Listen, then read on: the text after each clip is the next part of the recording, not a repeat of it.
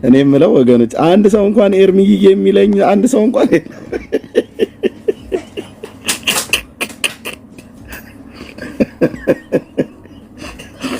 እውነትም ሰው እየተከተለኝ አይደለም ማለት ነው። እንዴት አንድ ሰው እንኳን ሰው ሲጠራራ ሲደናነቅ እናንተ አንድ ሰው እንኳን ኤርሚዬ የሚል አረ ኤርሚ በጌታ እኔ አንድ ወገን እኮ ማጣቴ ነው። ሰው እየተሞከሻሻ ነው። ሎዝዬ አበባዬ እየተባባለ ማለት ነው። ለሎዛ ላኩላት ለዶክተር ሎዛ እየተጠራሽ ነው ብዬ ደግሞ ሎዝ ያለች ለካ ላኩላት እየተጠራሽ ነው ብዬ ነግሰሽ ውለሻል እዚህ እናቴ።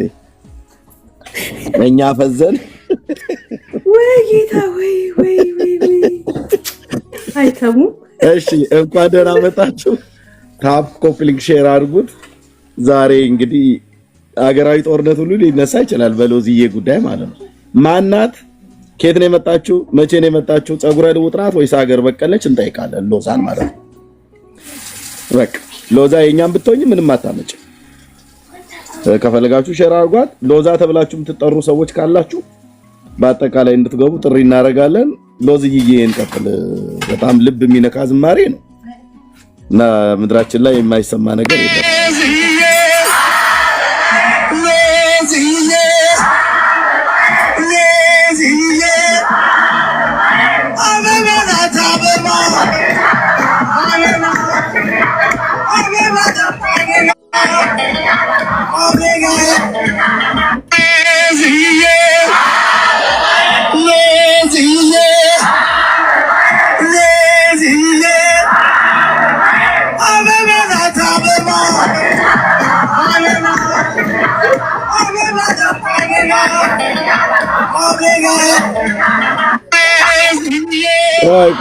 ቆይ እናንተ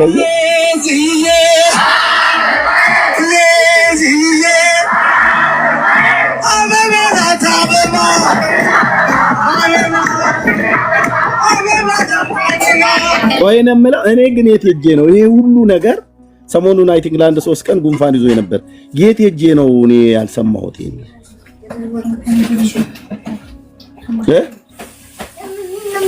እንደዚህ አልመሰለኝም። ደረቱን እየደቃ ሲሉ የሆነ እንደዚህ ስክሮል ሳደርግ ማለት ነው ወይ ታሜ ደረቱን እየደቃ ሲሉ በኢየሱስ ስም ምንድነው ብዬ አለፍኩት። አላወኩም። ማነሽ? ቆይ ሎባ እኔ አይ በጣም በዕብራይስጡም በግሪኩም መታየት ያለበት ጉዳይ ነው። እንግዲህ የጎንደሯ መሰለችኝ አይደል? ጎንደር ማርያም፣ ሎዛ ማርያም ጎንደር ሆነ አለበት።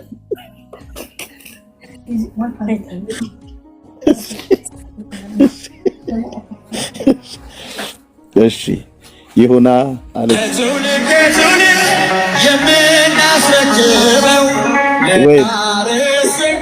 ወይ ጋር ነበር ያየሁት። አቤት አማላጄ እናቴ ልሻለሁ የአርያም ንግሥት የፍቅር እመቤት። የቱ ጋር ነበር ያየሁት?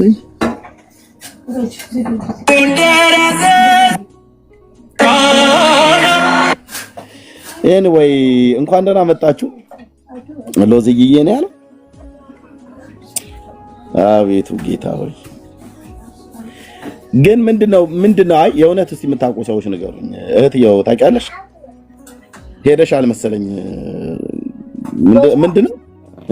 የጎንደር የአንድ ማርያም ቤተክርስቲያን አለች ሎዛ ማርያም የምትባልና በአመት አንዴ ነው የሚከበረው። ግን አይዶኖ እንደ ባታ አይመስለኝም።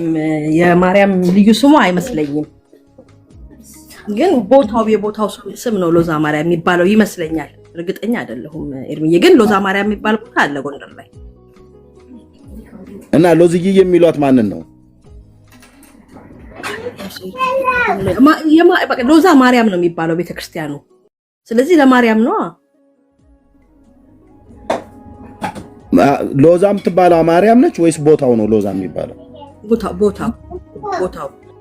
ቦታውን ነው። ቦታዋን ነው ታዲያ። ቦታውን እኮ ነው ታዲያ። ሎዛ አበራ ነች ይላል ደግሞ ታች አንደኛው። አይ የቤተ ክርስቲያኑ ስም ቦታ ሎዛ ማርያም ትባላለች ቦታዋ። ሁለት ቦታ ላይ እንዳላቃለው አንድ አዲስ ዘመን ላይ ያለች እኮ አሁን የተዘመረው ታዲያ ለቦታው ነው ወይስ ለማርያም ነው? ክብሩ አንዴ ነው የሚከበረው በአመት። አዎ ለማርያም ነው። ለማርያም ነው። ግን እንደለች ማርያም ናት። አይ ነው። አዎ ግን ልዩ ስሙ አይደለም ልልሽ ብዬ ነው። ይሄ ባታ ማርያም እንደምትባለው ወይም ደግሞ ኪዳነ ምሕረት እንደምትባለው ልዩ ስሙ ሳይሆን የቦታው ስም ነው ሎዛ ማርያም። የተራራ ነው እያለ ነው። ድብልቅልቅ አድርጋችሁ ተራራ ነው ቦታ ነው ማርያም ነች። ምንም እኔ አልተያዘልኝም። እኔና ጸጊን ዲቤት እንግባ መሰለኝ። ሎዚ እያልኩ ጸጊ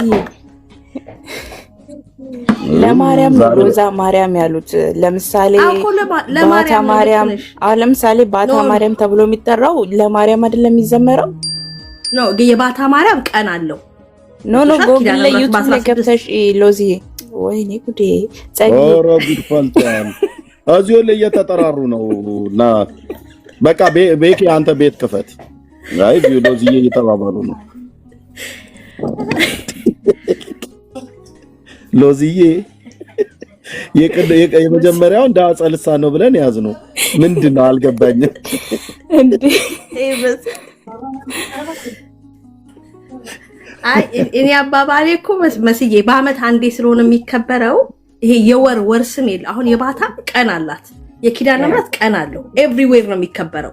ሎዛ ማርያም ግን ጎንደር ላይ ነው የምትከበረው። በአመት አንዴ ነው የሚከበረው እና እኔ ቦታው ይመስለኛል ግን ለማርያም ነው በመሰለኝ ነው አንቺ የምታወሪው። እኔ እርግጠኛ ሆኜ እኮ ነው የማወራው። ማስረጃለሽ አንቺ በመሰለኝ እያወራሽ እንዴ? እኔማ አንዴ እንደሚከበር ስለማቅ ነው። ለምንድን ነው በአመት አንድ ጊዜ ብቻ የምትከበርበት ምክንያት? አይ ዶንት ኖ ኤርሚዬ። በቅርብ ጊዜ ነው መከበር የጀመረው። አይ አይደለም ገና ተለማማጅ ነች። ሶሻል ሚዲያ ላይ የመጣው በቅርብ ጊዜ ነው ጸጉዬ። ሶሻል ሚዲያ ላይ ነው እንጂ እኔ እንግዲህ ያው በቤተሰቦች ሀገር ስለሆነ እንደሚከበር አውቃለሁኝ። በደንብ ነው የሚከበረው። አዲስ አይደለች። እንደዚህ ብለሽ እመኚ ላሳምንሽ እንጂ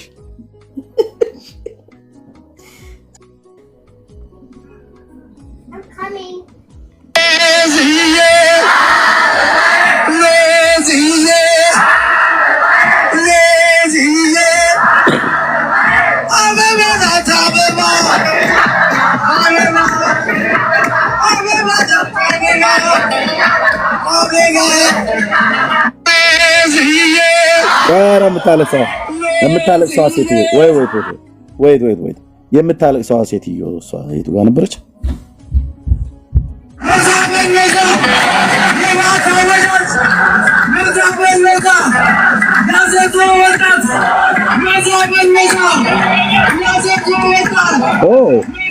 አዘዞ ጎንደር ላይ ነው።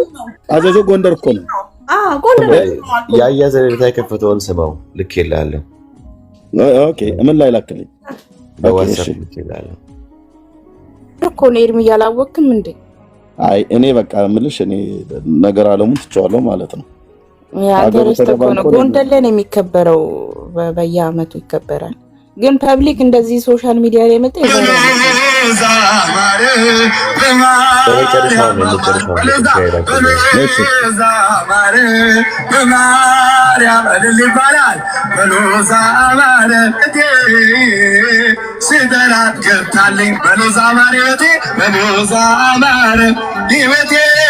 በሎዛ ማር ነው ያለው።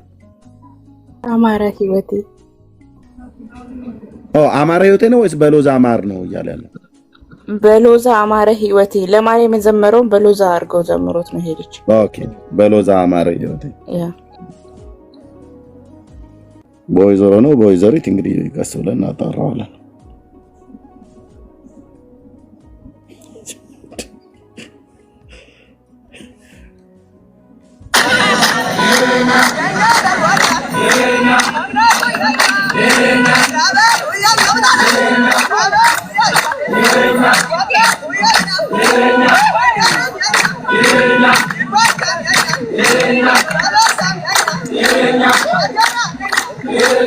እሺ ይሁና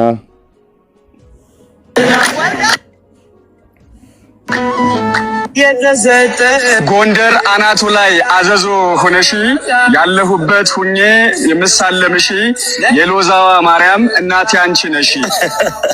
ወንድሜ ኧረ እባክህ ምን እያደረክ ነው? ወዴት ነው እየሳለምክ ያለው? አይ አንተ ምን አለብህ? ኦኬ ወደ ሎዛ ማርያም ካናዳ ላይ ሆኖ ወደ ሎዛ ማርያም ነው አዙሮ እያማተበ ያለው። ያ እንተ ሙስሊሞቹ ወደ ቂልባ እንደሚሰግዱ ማለት ነው። ካናዳ ላይ ሆኖ የጎንደርን አቅጣጫ እንዴት አወቀው? ሎዛ ነግራው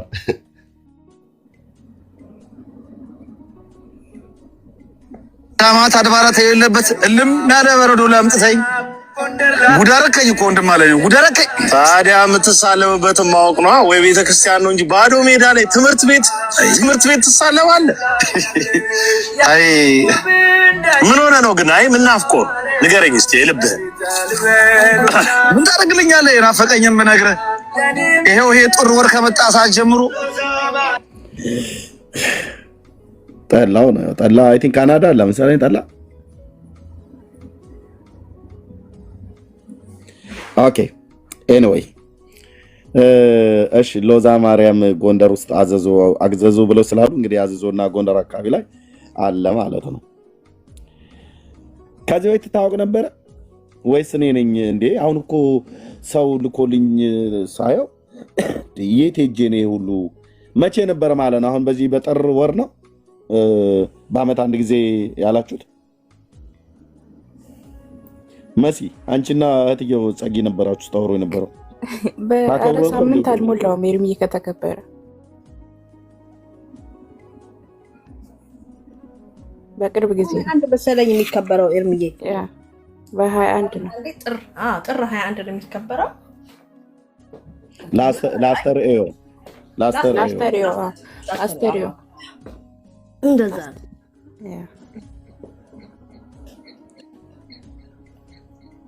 ኦኬ ለዛ ነው ወርሃዊ ቀን የላትም ያልኩት። ኪዳነ ምሕረት በ16 ኤቭሪዌር ይከበራል። ኤቭሪ መንዝ ማለት ነው። ባታም በ3 በየወሩ የትም ቦታ ይከበራል። እች ሎዛ ማርያም ግን በአመት አንዴ ነው ክብሯ። እኔ ሌላ ቀን እንዳላት አላውቅም ኤርሚዬ። ወርሃዊ እንትን ይኖራት ይሆናል። ግን ቤተክርስቲያኑ የቆየ የኖረ ቤተክርስቲያን ነው። በጣም የኖረ ቤተክርስቲያን ነው። የድሮ ነው ማለት ነው። አሁን አግንነውት ነው እንግዲህ ያው የገነነ ቲክታከሮች ያፈመሱት እንደዛ ነው። እኔ የምላችሁ ጽዮን ማርያም ታዲያ በአመት ስንቴ ነው የሚከበረው? ወንድምነት ጽዮን ህዳር 21 ነው የሚከበረው በአመት አንዴ። ሌላውን አላውቅም። ህዳር 21 ግን እኔ ራሱ በነበርኩበት አካባቢ ላይ እናከብር ነበረ። ህዳር 21 ሙሴኒ ርእያ ሀገረ ቅድስት እዝራኒ ተናገራ ዳዊት ዘመራ እያለ ሌሊቱን ሁሉ እናድር ነበር። ምንም የማይገናኝ እኮ ነገር አለ።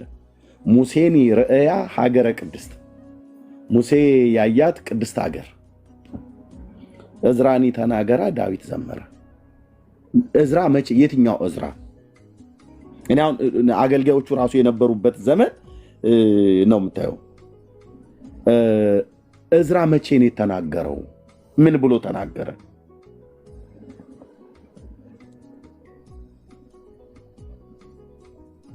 እኔ በእውነት የሚመልስልኝ ባገኝ ማለት እዝራ ካህኑ እዝራ ከሆነ የነበረበት ዘመን በባቢሎን በምርኮ በነበሩበት ጊዜ የነበረ ነው ካህኑ እዝራ ማለት ነው። ከዮሴዴቅ ልጅ ከካህኑ ከኢያሱ ጋር የነበረበት ዘመን ነው። በዚያ ዘመን የነበሩት እነ ነህምያ አሉ፣ እነ ሞርደካይ መርዶኪዎስ አሉ፣ ነቢያቱ እነ ሐጌና እነ ዘካርያስ አሉ፣ እነ ዘሩባቤል አሉ። እዝራኒ ተናገራ ዳዊት ዘመራ ብለን ሙሴኒ ርእያ ሀገረ ቅድስት እያልን እንዘምር ነበር። ሙሴ ያያት ቅድስት ሀገር እየተባለ ማለት ነው። እና ህዳር 21 ቀን ብለው ያው የእግዚአብሔር ቃል ኪዳኑ ታቦት ወደ ኢትዮጵያ መጣ ተብሎ የሚባልበት ነው።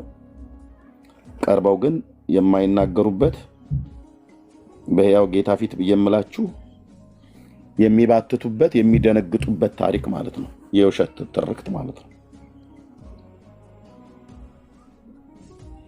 እና አንድ ሰው ይሄን ታሪክ ቀርቦ እውነት ሊያደርገው ያልቻለ ታሪክ ማለት በፈለጋችሁት ጊዜ የትኛውም ቦታ ላይ የእግዚአብሔር የቃል ኪዳኑ ታቦት ወይ ደግሞ የሙሴ ታቦት ተብሎ የተባለው ኢትዮጵያ መጥቷል ብለው ማንም ሰው ሲያወራ ከሰማችሁ ገብታችሁ እዛ ቤት ውስጥ ማለት ነው ውሸት ነው ብላችሁ ባሏቸው። ለምን ካሏችሁ ታሪኩ እርስ በርስ ይጣላል። መጣበት ተብሎ የተባለው ታሪክ ድርሳነ ጽዮንን ከገድለ ላሊበላ ጋራ ገድለ ላሊበላና ድርሳነ ጽዮንን ራሱ ከገድለ ተክለ ሃይማኖት ጋራ ድርሳነ ጽዮን ገድለ ተክለ ሃይማኖትና ገድለ ላሊበላ ከክብረ ነገስት ጋራ ለማስታረቅ ዘመን ይፈጅብሃል አይደለም ከመጽሐፍ ቅዱስ ጋር ታሪኩን አስታርቀ ታቦቱ መጣ ብሎ ለማለት። አሁን የጠራዋቸው ድርሳነ ማርያም፣ ገድለ ተክለ ሃይማኖት፣ ድርሳነ ጽዮን ማነው ድርሳነ ማርያም አልኩኝ፣ ገድለ ተክለ ሃይማኖት፣ ገድለ ላሊበላ፣ ድርሳነ ጽዮንና ክብረ ነገስት በእነዚህ ታሪኮች ላይ ራሱ ታሪኩ ራሱ እርስ በርስ አንደኛው ሌላ ይላል ሌላኛው ሌላ ይላል ማለት ነው። እና ህዳር 21 ይከብራል ብለው ይላሉ። ግን አይታችኋል በዚህ 10 ዓመት ውስጥ የተከታተላችሁ ሰዎች አንዳቸውም ቀርበው በዚህ ጉዳይ ላይ እንዲህ ነው ብሎ ለመናገር የደፈረ የለም። ለምን? በሕያው የአባቶቼ አምላክ በእግዚአብሔር ፊት ልንገራችሁ ኦርቶዶክሳውያን በዚህ ታሪክ አደባባይ ላይ ያፍሩበታል እንጂ አይከብሩበትም። ይዋረዱበታል እንጂ አይከብሩበትም። ለምን? የውሸት ትርክት ነው። ሌላ አይደለም። እንደው ሌላ መጽሐፍ ቅዱስን የእስራኤልን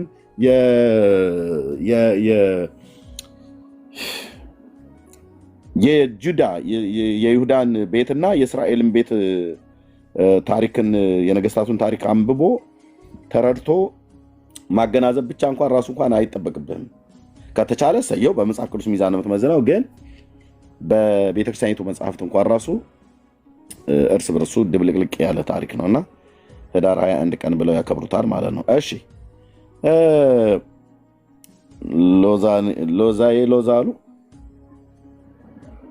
ሎዛሉ ሎዛ ነሽ ሎዛ የኛ ሞዛዛ ሎዛ አንቺን ሲከተሉ ሎዛ ወንጌል ጠነዛ ሎዛ ማለት ነው። እኛ ደግሞ ተቀብለን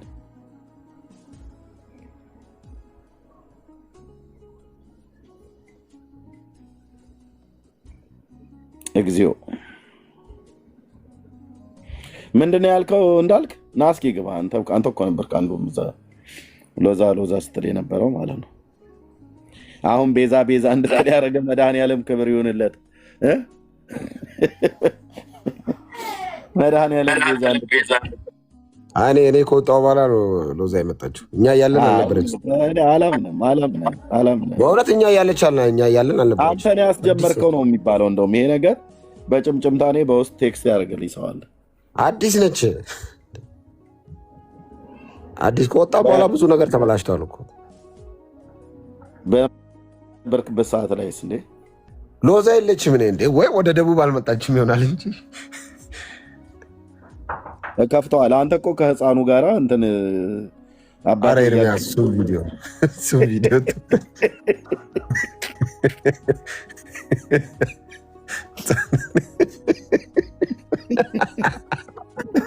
ቆይ ዛሬማ ህፃንህን አጋፍጣለሁ በእውነት። አይ በፍጹም እንዳትወጣ፣ ማንም ሰው እንዳይወጣ፣ ቤት ዝጉ። እንዳልክ እንደቀለደብንማ ገድሉን ትናንትና እያነበብኩት የተወሰነ ነው የቀረኝ እና ዛሬ እንግዲህ በረከቱን እንዲርቃችሁ ማለት ነው ከእናንተ ከእግዚአብሔር ልጆች የሕፃኑ በረከት የተባለው እሱ እንዲርቃችሁ ይነበባል ማለት ነው። ዝም የደግረ መንገድ ለመግቢያነት ያለ ማለት ነው። በጣም ነው የሚገርመው ወገኖች። መቼም ያለ መረጃ እዚህ ቤት አይወራም አይደል? አዎ። ገድለ ቅዱስ ቂርቆስ ሕፃን ወእሙ ወኢየሉጣ ቅድስት ኢየሉጣ ማለት ነው። ትናንትና ነው የጀመርኩትኝ። ብዙም አልሄድኩም። ገና 86 ገጽ ላይ ነው ያለሁት። እዚህ ጋ ቁሜዋለሁ። ጉድ ነው አልኩ ብራዘር። እቺ አንድ ቀን ትፈጅብኛለች። እንደውም ሙሉ ቀን አላነበብኩትም። ይሄን አቲክ ለአንድ ሰዓት ያህል ይመስለኛል። በአንድ ሰዓት ይመስለኛል ይሄን ያነበብኩት። 86ቱን ገጽ በአንድ ሰዓት ነው። ለዚህ ሕፃን የተሰጠው ቃል ኪዳን ተብሎ የተባለው በጣም አስቂ ከሚያደርገው ነገር አንዱ ለምሳሌ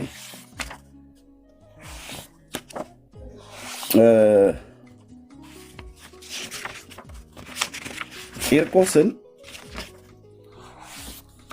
አይደለም ስሙ ቅዱስ ቂርቆስ ሰማዕቱ ወይ አባቱ ብለህ ጠርተው አይደለም ገና ቂ ብለህ ስትጠራ ኃጢአት እንደሚሰረይልህ ቂ ማለት ነው። ኦርቶዶክስ ቂ ኦኬ ገጽ ነብይ አለ።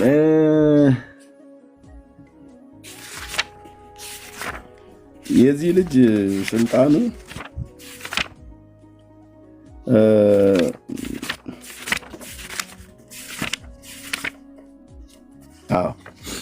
የዚህ ልጅ ስልጣኑ ሰይጣንን በምን እንደሚመታው ታውቃላችሁ? በወይራ እንጨት ነው ቅጥቅጥ የሚያደርገው። ሕፃን ነው አልኩ። በወይራ ጨፈቃ ሰይጣንን ድራሽ አባቱን ነው የሚያጠፋው።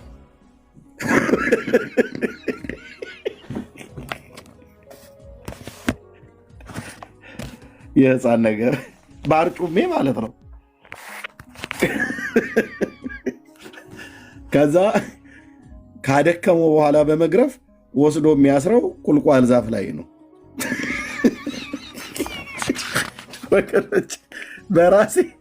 በራሴ ድክም ስለ ያልኩበት ነውና እንዲህ ካደረገው በኋላ ሰይጣንን ከገረፈው በኋላ ለምሳሌ እኔ ነገሩ ይህንን ሕፃን ድሮም ጠርቼው አላውቅም። በሕፃን ደግሞ ሕፃናት ያው ሊከበሩ ይገባል። የሕፃናት መብት የሚከበርበት ሀገር ነው ያለሁት እኔ እና የሕፃን ነገር እምልህ ብዙ በሕፃን ላይ እንደዚህ ሊቀለድ አይገባም ከተባለ ኬሽ እና ቃል ኪዳኑ ሲገባለት በወይራ ጨፈቃ ሰይጣንን የሚቀጠቅጥ ቁልቋል ዛፍ ላይ አስሮ ሰይጣንን አሳሩን ነው የሚያሳየው ይላል። ጥፍንቅ አድርጎ ነው የሚያስረው ሰይጣንን እምን ላይ የቁልቋል ዛፍ ላይ ሲገርፍ በወይራ ልምጭ ነው ሰይጣንን የሚገርፈው። እንደ አርሴማ በዘንባባ ቅጠል ምናምን ነገር ነው አይመስልም። እና የዚህን ሕፃን ያኔ እንዳልክዬ ቂርቆስ አባቴ ሲል ነበር እና በገጽ 88 ቁጥር ማን ነው? 88 አልኩኝ 68 ሶሪ። በገጽ 68 ቁጥር 90 ላይ ምን ይላል? ከዚህ ከቁጥር 88 ጀምሬ ላንብበው። ሕፃኑ ቅዱስ ቂርቆስ ዝም ብዬ ለመግቢያ ያህል ነው፣ እቺን ብቻ ለቅምሻ ያህል ነው እንጂ ዛሬ ያልነካው ሙሉን ነው የምናየው። ሙሉ ነው። ከዚህ በኋላ በሙሉ ነው የምናየው ማለት ነው። አንድ ሰው ላይ ያስጠል ገድላት ድርሳናትን የተባለ አንድ ቀን እሰጥሃለሁ ወር አስጮሃለሁ ማለት ነው። እንደዚህ ነው የማደርገው። በምንድነው በፓኬጅ ነው የምለቀው ስለቀው። አሁን ግን ለቅምሻ ያህል ማለት ነው። እና ቂን እናያለን። ከዛ ቂ ብለህ ትውላለህ ሰሞንህም ወራቶችንም ማለት ነው። ቁጥር 88 ሕፃኑም ቅዱስ ቂርቆስ ተናገሩ፣ የተቸገሩትን ለመርዳት የምትመጣ እንደዚህ እንደ አይነ ጥቅሻ ነውን አሉት። በአይነ ሥጋ የተመለከተ ሕፃን ይልህ ይሆናል። በዚህ ዓለም እንዳሉ ሕፃናት ሁሉ ሊመስለው ይችላል። በባህርና በየብስ በጫካ ላሉት መርዳት እንደማይችሉ ሕፃናት ጳውሎስ እንዳለው ሊመስለው ይችላል። በተጋድሎ ስፍር ቁጥር የሌላቸውን ብዙ ሕፃናትን የወለደ ሕፃኑ ቅዱስ ቂርቆስ ሕፃናትን የወለደ ሕፃን ማለት ነው። ቅዱስ ቂርቆስ ተናገራቸው፣ እኔ በራሴ ፍቃድ የሚሄድ አይደለሁም እና በፈጣሪ ፍቃድ ይሄዳለሁ እንጂ ወደ እናንተ የላከኝ እርሱ ነው ብሎ ግብረ ሐዋርያትን መጽሐፍ ምዕራፍ 16 ቁጥር 6 ጠቀሰ። ለቂርቆስ ነው የተጠቀሰው። ልብ በል የላከኝ ማን ነው አለ? ግብረ ሐዋርያ 16:6 ይነበባል ማለት ነው። የነ ሊዲያ ቤተሰቦች የነበሩበት ክፍል ነው። 16:6 የተጠቀሰው ክፍል ይነበባል ግብረ ሐዋርያ። እሺ ምዕራፍ 16 ቁጥር 6 ምን ይላል እስቲ?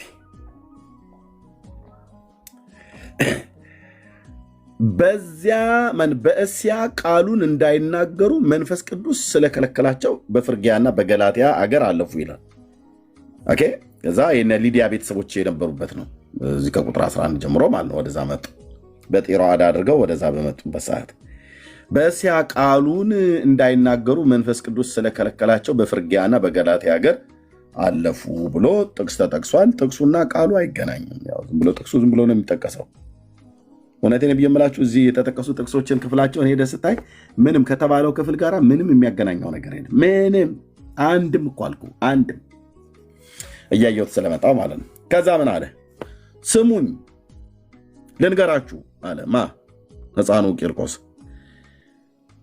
አስጨናቂ ችግር በደረሰባችሁ ጊዜ ስሜን ጥሩ። ሙሉ ስሜን ተጠርቶ ሳያልቅ ቂ ብሎ የመጀመሪያውን ፊደል ሲጀምር እደርሳለሁ አላቸው። ማይክን ክፈትና አንዴ ቂ በል እስኪ እንዳልክዬ፣ ብሩኬም አንዴ ቂ በሉና ቂ ያለልም በኢየሱስ ክርስቶስ ብሩኬ ይበል።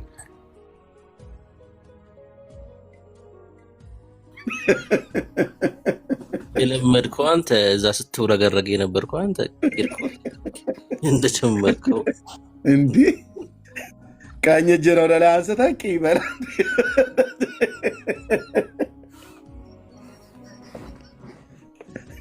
እያንዳንድ ጴንጤ እያልክ ነው ዛሬ የምትወርዱት።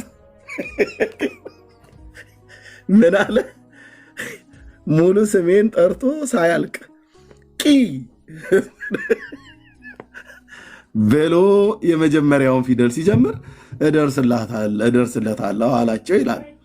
ያው የሕፃን ጉዳይ ነው። ኤርምያስ በሕፃናት ጉዳይ ጣልቃ አትግባ ተብዬ ብትባል እሺ፣ ቂ ተብሎ የሚደርስ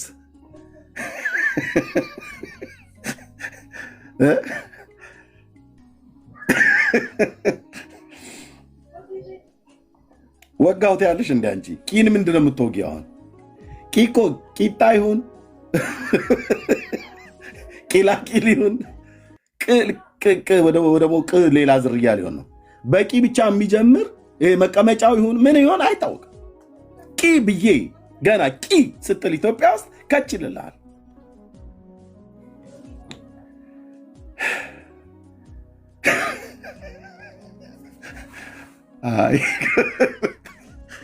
በዚህ ህዝቤ ያምናል ብራዘር። የተጻፈ የጌታን ስም የሚጠራ ይድናል ምናምን ነገር እሱን ዳርያዝ ይለዋል። ዳርያዝ እሱማ የጌታን ስም የሚጠራ ይድናል ብሎ የሚለው እሱ ህይወት ሰጪ ነው። ይሄ ግን ጠላ የሚያስጠጣ ነው ብራዘር። ይሄ ድግስ ሰንበት የሚያስደግስ ነው። በስመ አብ ወወልድ ወመንፈስ ቅዱስ አሐዱ አምላክ አሜን ይሉላል። እንትን መንፈሳዊ ለማድረግ ሲለጥጡት ማለት ነው። በዚህች ዕለት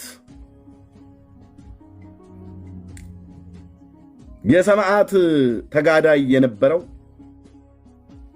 ሕፃኑ ቂርቆስ የተወለደበት ቀን ነው ይላል።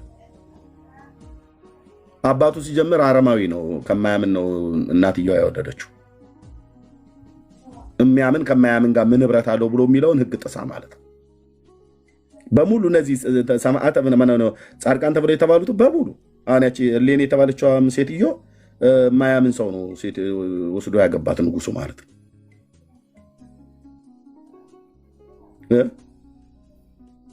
የሚያምን ከማያምን ጋር ምን ህብረት አለው ብሎ የሚለው የቅዱስ ጳውሎስ መልእክት እነሱ ጋር አይሰራም። ካገኙት ወንድ ጋር ነው የሚጋቡት።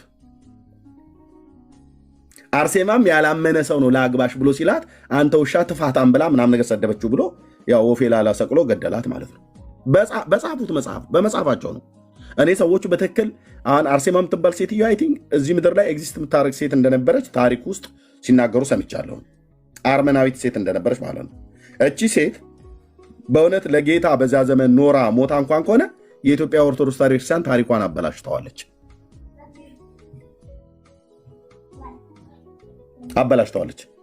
ለምን? የለየላት ተሳዳቢ አድርጉ።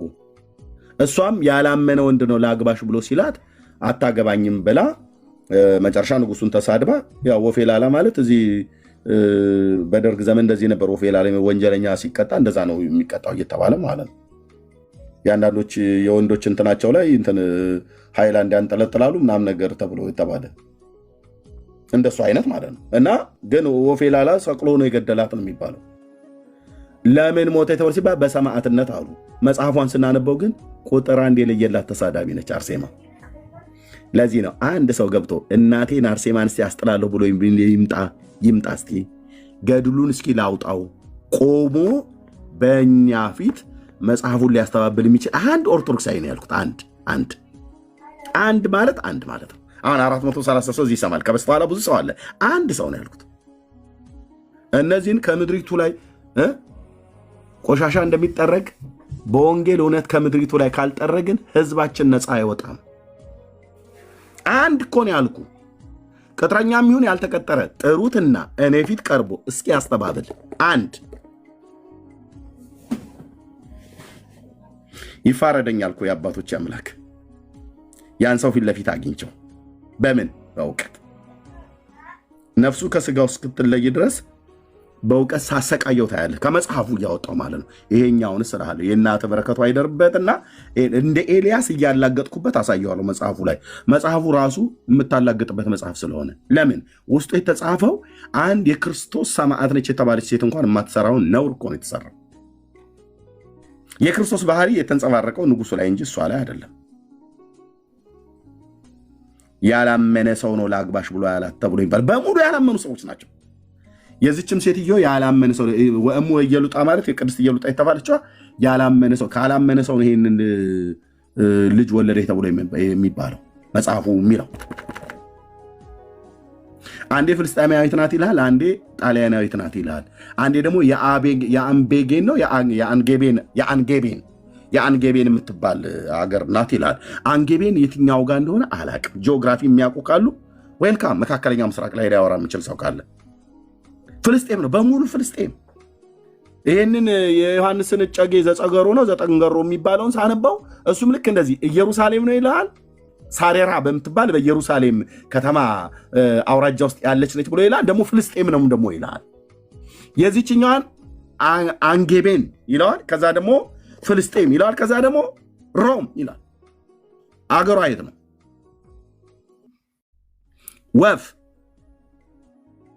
ወፍ እና ቂቂቂቂቂቂ እያለን እንኖራለን ማለት ነው። ሕፃኑን ገና ስትጠራው ቂርቆስ ማለት የለብህም። ቂ ስትለው ራሱ ኢትዮጵያ ውስጥ ቂ እያላችሁ ጥሩ። ሕፃኑ ስር ሲመጣ ታየዋለህ።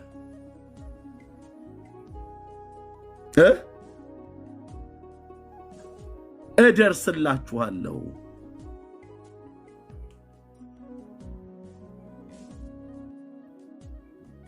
አላቸው ይላል።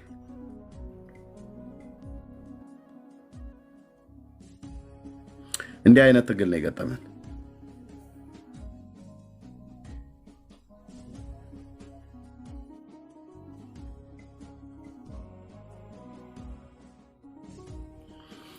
ሌላው ይቆየን። እዚህኛው ክፍል ላይ ነኝ ያለሁት። ነገ ወይ እንደዚህ እችን ሳጠናቅቃት ሌሎች ከዚህ መጽሐፍትም የቀደሙ አሉ በደንብ የተቆለሉ። ይሄኛውም የዮሐንስ አላለቀም። የባለፈው ማንም በዚህ መጽሐፍት ላይ መጥቶ ያስተባበለ የለም። ማንም እናቱ ከባሏ ጋር ሳትገናኝ ጸነስኩት ብላ ትላለች። ማንም የለም። እንደዚሁ በርቀት ሆነው ቢሃይንድ ባይሆነው መስማት ነው። የለም ማለት እኔ ጉዳዩን አቆማለሁ ማለት አይደለም። የቀጠርካቸው ቅጥረኞችም ሌሎቹም አያስጥሉም። መድኃኒዓለም ክርስቶስ ምስክሬ ነው። እኔ ከሰው ጋር እልህ ተጋብቼ አይደለም። እስላምና ክርስቲያን እስላምና አርማዊ የሆነ እስላም ማለት ነው ራሱ እና መናፍቃን የሆኑ ሁሉ ይድናሉ። ለቄሶቹ ያበላ ነው። እስከ ስንት ትውልድ ትምርልኛለህ አለው። ጌታችንም እስከ 10 ትውልድ እምርልሃለሁ አለው። የማንን ስም የጠራ? የጸገሮን ዮሐንስን ማለት ነው።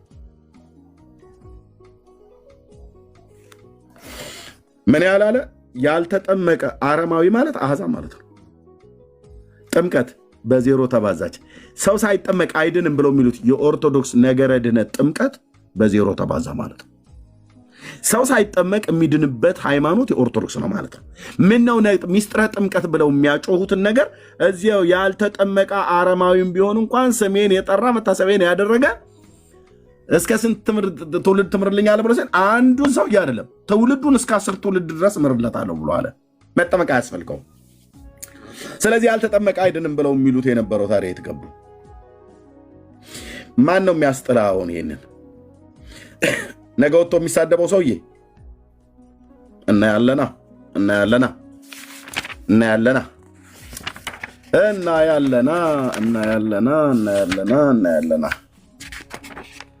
ኦኬ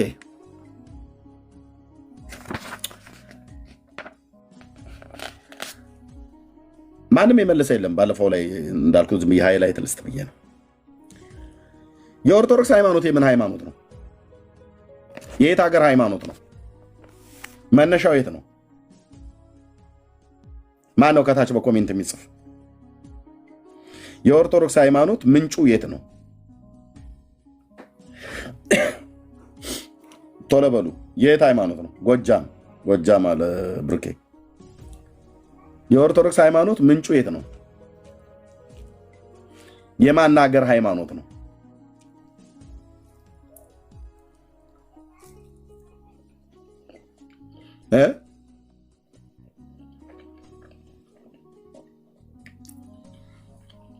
ግብፅ። አዎ ጥሩ መልሳችኋል። ገጽ 277 ክፍል 55 ጌታችን ቃል ኪዳን እንደሰጠው ይላል። ለማ ለጠንገሮ ማነው? ለጸገሩ። ቁጥር 28 ጌታችንም እስከ 10 ትውልድ እምርልሃለሁ ከአንደበቴ የወጣውን ቃሌ እንዳይታበይ በራሴ ምያለሁ። አባታችን ብዬ ስለማላነበው ዮሐንስም የግብፅ ሃይማኖትን የሚከተሉ የኢትዮጵያ ሰዎችን ሁሉ ማርልኝ አለው። ይህችም የጸናች ናት። የኢትዮጵያ ሰዎች የማን ሃይማኖት የሚከተሉት? ጻፉ ይወት አለም የማየ ሃይማኖት የአባየ ሃይማኖት ብለህ የምትለው የማን ሃይማኖት ነው? የኢትዮጵያ ሰዎች የሚከተሉት ሃይማኖት የማን ሃይማኖት ነው? የግብፅ። ግብፅ ደግሞ በጥንት ታሪኳ ብረምታው የፈርዖን ሀገር ናት እና ፈርዖን ደግሞ ያው በራፌ በቶምሴ ማነው በጌሳም በራምሴ በቶፌል በሚባሉ ከተሞች እንደዚሁም በሜግዶል በጣፍናስ በሜንፎስቴ በሚባሉ ከተሞች እና በምድራቸው ሁሉ የአብርሃም አምላክ እግዚአብሔር ለዘላለም ያደቀቀበት የጣዖታት አገር ናት። ለዚህ ነው በነቢዩ በኤርምያስ ሲናገር እግዚአብሔር በሜግዶልና በጣፍናስ በሜምፎስቴ አውራጃ ላይ እሳትን አነዳለሁ ይላል ጌታ። በግብፃውያን አማልክት ላይ እሳትን አነዳለሁ ብሎ እንዳለ ማለት ነው። ግብፅ ጥንቱኑ የምን ሀገር ነች? የጣዖት አምልኮ የአስማተኞች የጠንቋዮች የአስማተኞች ሀገር ማለት ግብፅ ናት። አሁንም ጭምር ይመትታሉ። አይታችኋል። በባለፈው የኛ የሚሊኒየም የአባይ ግድብ ለመሰራት አልጀዚራ ነው የግብፅ ቻናል ላይ ቁጭ አድርገዋል። ጠንቋያ ካርድ እያየች እንዴት ነው ኢትዮጵያውያን ይህንን የሚሊኒየም ግድብ ይጨርሱታል ብለሽ ትያለሽ? በእውነት ያቆሙታል ኢትዮጵያውያን? እስቲ አሟርችልን ጠንቁይልን ብለው ጠንቋያን አመጧት። ማነው ኢትዮጵያዊው ሙስሊም ኡስታዙ ማነው ይሄ የአረብኛውን የሚተረጉመው? ስሙን ከታች ጻፉልኝ። በጣም አገራችን ኢትዮጵያን በጣም የሚወድ የእስልምና ሃይማኖት ተከታይ የሆነ ሰው ነው። ማነው ኡስታዙ? አረብኛን ማነው ስሙ? ጀማል ነው። ኡስታዝ ጀማል ነው። አዎ ኖ ሁሴን አይደለም። ጀማል ኡስታዝ ጀማል ኡስታዝ የሚባለው ጀማል ማለት ነው። አቡበከር አይደለም። እዚህ ሚዲያ ላይ እንትና አባይ ነው ማነው ምናምን ነገር ብሎ የሚል የአባይ ንጉስ ነው ምናምን ነገር የአባይ ንጉስ ነው እንደዚህ የሚል ሚዲያ አለው። በደንብ ስላልያዝኩት ነው። ምን ነበረ የአካውንቱንም ስሙን እስኪ ንገሩን። በእውነት አገሩን ኢትዮጵያን የሚወድ ሰው ሄዶ ፎሎ ያድርገው። ኢትዮጵያን ይወዳለሁ ብሎ የሚል ሰው ማለት ነው። ኪንግ አባይ ቴንክ ዩ ኪንግ አባይ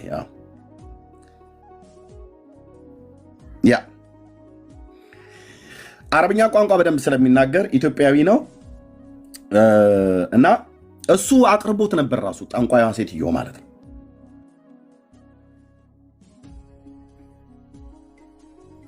የእናንተ ሃይማኖት ከውጭ ነው የመጣው ከጀርመን ነው የመጣው ብለው የሚሉን ሰዎች ኦርቶዶክሳውያን፣ የእናንተስ የግብፅ ሃይማኖት አይደለም ወይ? ማንም የሚናገረው የራሳችሁ ገድል ከግብፅ የመጣ ይሻላል ወይስ ከጀርመን መጣ የተባለ ይሻላል? ከግብፅ እኮ ተቃውሞ አለኝ። እሺ የግብፅ ሃይማኖትን እንደሆነ ከተናገረ የኢትዮጵያ ኦርቶዶክስ ደግሞ የግብፅ ሃይማኖትን እንድንከተል የሆን ነው በተንኮልና በሴራ ነው ይላሉ። በሴራና በተንኮል የመጣን ሃይማኖት ነው የሚከተሉት ማለት ነው። ራቴ ልበላን። እሺ ሂዱበት። እሺ አይ መጽሐፍ ከፍተህ እንድታሳይ ነው ኤርሚያ። እንዴ ምን አይነት መጽሐፍ? የኢትዮጵያ የውጭ ግንኙነት መጽሐፏን የአባ ጎርጎርዮስ ወይስ የራሱ የውጭ ግንኙነት ስርዓት የውጭ ግንኙነት? እሺ ስርዓትና የውጭ ግንኙነት አካሄድ ብላ ያለው እንዳልከኝ ምኑ ነው?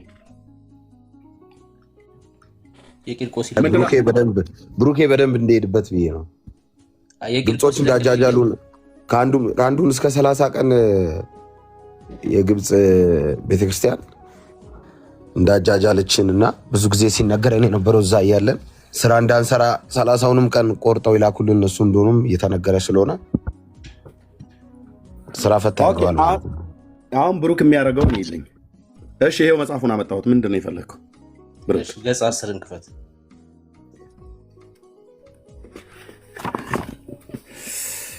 እንዲህ ነው በመረጃ። እሺ እኛ ቤት ከፍተን አንሳደብም ብራዘር።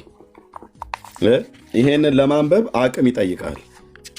እንደዚሁ ፒሪ ማለት አይደለም። ማንበብ ይጠይቃል ማለት ነው። እሺ ገጽ 10 እንደዚህ ላንብበው። ከ20ኛው ክፍለ ዘመን እስከ 5ኛውና እስከ 11ኛው እስከ 13ኛው ክፍለ ዘመን ትንሽ ዝቅ በል፣ ብዙ ስለሆነ ትንሽ ዝቅ በል። ኦኬ የኢትዮጵያ ኦርቶዶክስ ተዋሕዶ የኢትዮጵያ ኦርቶዶክስ ተዋሕዶ ቤተክርስቲያን ከኦሪየንታል ኦርቶዶክስ አብያተ ክርስቲያናት ጋር ያላት የሃይማኖት አንድነትን አጽንታና አክብራ የያዘች ስትሆን የምትመራውን የምትተዳደረው ከሐዋርያት በተገኘ ትውፊት መሰረት በቅዱስ ሲኖዶስ ነው። ይሄ ሲኖዶስ ከሐዋርያት የተገኘ አይደለም። ባለፈውም ጥሪ አቅርቤ አንድ የመጣ የለም። አንድ ማለት አንድ በታሪክ አንድ የመጣ የለም። ትመጣለህ፣ እንጠይቅሃለን። ጌታ ኢየሱስ ምስክሬ ማለት ነው። የሐዋርያዊ ቅብብሏችሁ መጽሐፍ ቅዱሳዊ አይደለም። በታሪክም ኑ ላውራችሁ ቢሰጥ አንድ የመጣ የለም። አንዱ ገብቶ ተሳድቦ ነው ሄደው። የዛን ቀን እንደውም ሐዋርያዊ ቅብብላቸው ከግብፅ ሀገር ሲመጣ ሁሌ የሚጠራ የቤተክርስቲያን አባት ተብሎ የሚጠራ እኛም ራሱ እንኳን በታሪክ የምናውቀው ግን ኦርቶዶክስ አይኔ ነው ብላ የምትለው ማን ነው? አትናቴዎስ የእስክንድሪያ ሰው ነው። ፍሬምናጦስ አቡነ ሰላማ የሚባሉቱ የመጀመሪያውን ጵጵስና ከግብፅ ሀገር ሄደው ከአትናቴዎስ እጅ ሲቀበሉ ከንፈሩን ስሞት ነው የተቀበለው። ሃሎ የተጻፈ እዚህ ቤት ወሬ እኮ የለም እኮ ነው ብዬ ዝም ብሎ እንትን ብለው ተቀበታው እንትን ብለው የለም። የተጻፈ ወንድ ለወንድ ከንፈር ተሳስመው፣ ወንድ ለወንድ ከንፈር የሚሳሳሙ ምን ይባላሉ? አካሲ እዛው ጨርሰው አቅም ያለው እስቲ ገብቶ ዲና ያድርግ። ይሄንን ዲና ያድርግ። አሳይቻለሁ። ከፈለጉ መዝርጬ ያሳያለሁ። እዚህ መጽሐፉ እንደሆነ አለ። ምን ክፋት አለው? ላፍ አድርጌ ወንድምነት የሰጠኝን ልጨርሰው። እሺ፣ የኢትዮጵያ ኦርቶዶክስ ቤተክርስቲያን ከኦሪየንታል ኦርቶዶክስ አብያተ ክርስቲያናት ጋር ያላት የሃይማኖትን አንድነት አጽንታ አክብራ የያዘች ስትሆን የምትመራውን የምትተዳደረው ከሐዋርያቱ በተገኘ ትውፊት መሰረት በቅዱስ ሲኖዶስ ነው። የኢትዮጵያ ኦርቶዶክስ ተዋሕዶ ቤተክርስቲያን ከቀደምት ነቢያት ጀምሮ ለሃይማኖት አባቶች፣ ለቤተክርስቲያን መሪዎች የነበራት ፍቅርና መንፈሳዊ አክብሮት የእስክንድርያ ቤተክርስቲያን የኒቅያን ጉባኤ ውሳኔ ነው ብላ በጻፈችው የተንኮል ድንጋጌ ለ1600 ዓመት ከራሷ ልጆች ሳትሾም ከእስክንድርያ ጳጳሳት እየተቀበለች ስታስተናግድ ኖራለች። በምን የተንኮል ድንጋጌ? ግብፅ ምንድናት እያሉ ነው? ተንኮለኛ ናት። የተንኮለኛዋን ግብፅ ሃይማኖት አይደል የኢትዮጵያ ኦርቶዶክስ ቤተክርስቲያን ሃይማኖት በላይ የተቀበለችው? አዎ። ማን ይህንን ያለው? ይኸው ገድለ ቅዱስ ቂርቆስ ወእሙ ወእየሉጣ የእናትና የልጁ የሰረተው በረከት የደረባችሁና ኦርቶዶክሳውያን የእናትና ልጁ የሕፃኑና የእየሉጣ የተረቷ በረከት በላያችሁ ደርና በዚህ ክፍል ላይ የግብፅን ሃይማኖት ነው ኢትዮጵያውያን የተቀበሉት ይላል። ወንድምነት አሁን ደግሞ ምን አለ? አየህ የኔ ወንድሞች እንደዚህ ናቸው ያነባሉ ማለት ነው። አያው እኔ እዚህ ገድለ ቂርቆስና የእናቱ የኢየሉጣን ገድል ላይ አውጥቼ ኢትዮጵያውያን የማን ሃይማኖት የሚከተሉት? የግብፅ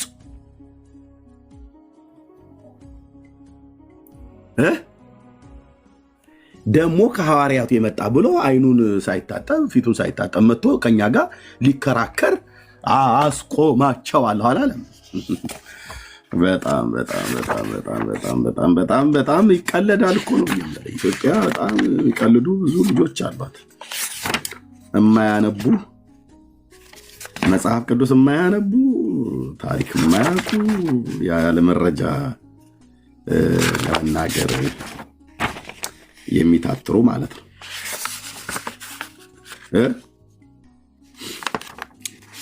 ምን አለ ይላል።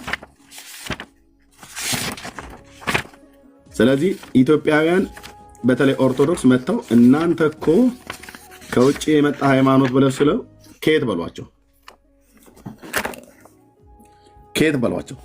ከጀርመን ይሉሃል አይደል?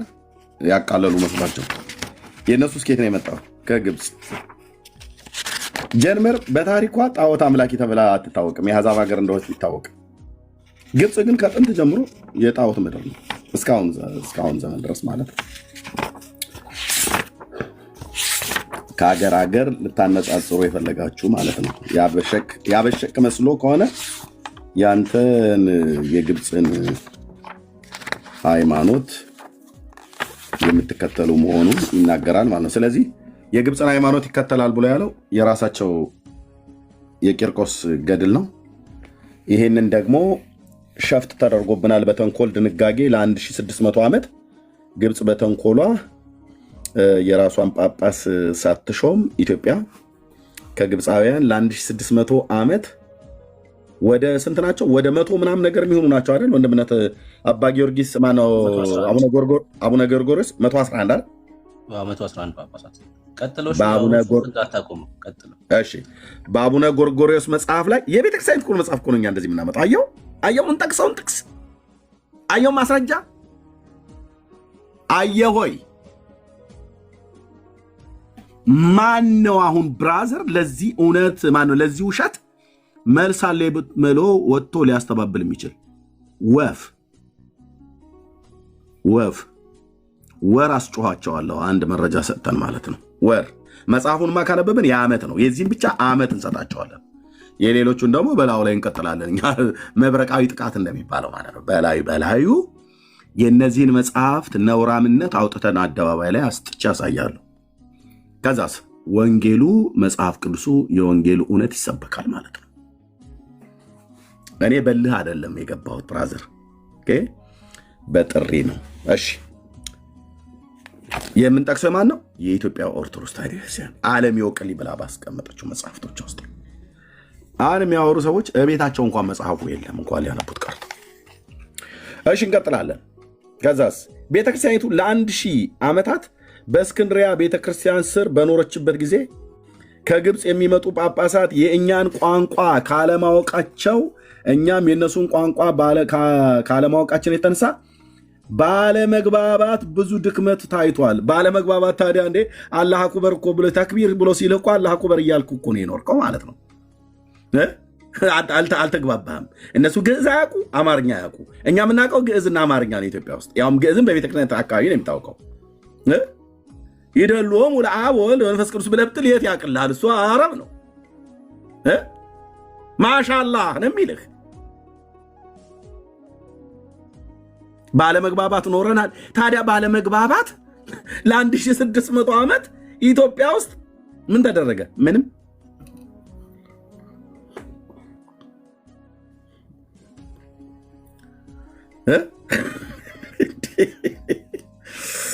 ባለመግባባት መሪውና ተመሪው ካልተግባባ እንዴት ነው ሃይማኖቱ የሚጸናው? ጳጳሱ ከካህኑ ምእመኑ ከመምህራኑ በምን ነበር የተግባቡት? እንዱ ዝም ብለው አባቴ በመስቀሉ መታ መታ ያርጉኝ ምናምን ነገር እያልክ ነበር ጀርባን የምትሰጠው የነበረው። እነ ሼህ ሱልጣን እኮ ብፁዕ አቡነ ማርቆስ እየተባሉ እኮ መታውልሃል ኢትዮጵያ ውስጥ። ማን ነው የጻፈው? ጳጳሱ የሸዋው አህጉረ ስብከት ሊቀ ጳጳስ የነበሩት ብፁዕ አቡነ ጎርጎርዮስ የኢትዮጵያ ኦርቶዶክስ ተዋሕዶ ቤተክርስቲያን በዓለም መድረክ ብሎ በሚለው መጽሐፍታቸው ላይ ማለት ነው። መጽሐፉ አለ እዚህ ቤት እያንዳንዱ ነው ያለው። ይወጣልሃል። ጥርስ ከመላሱ እያወጣ አሳያለሁ።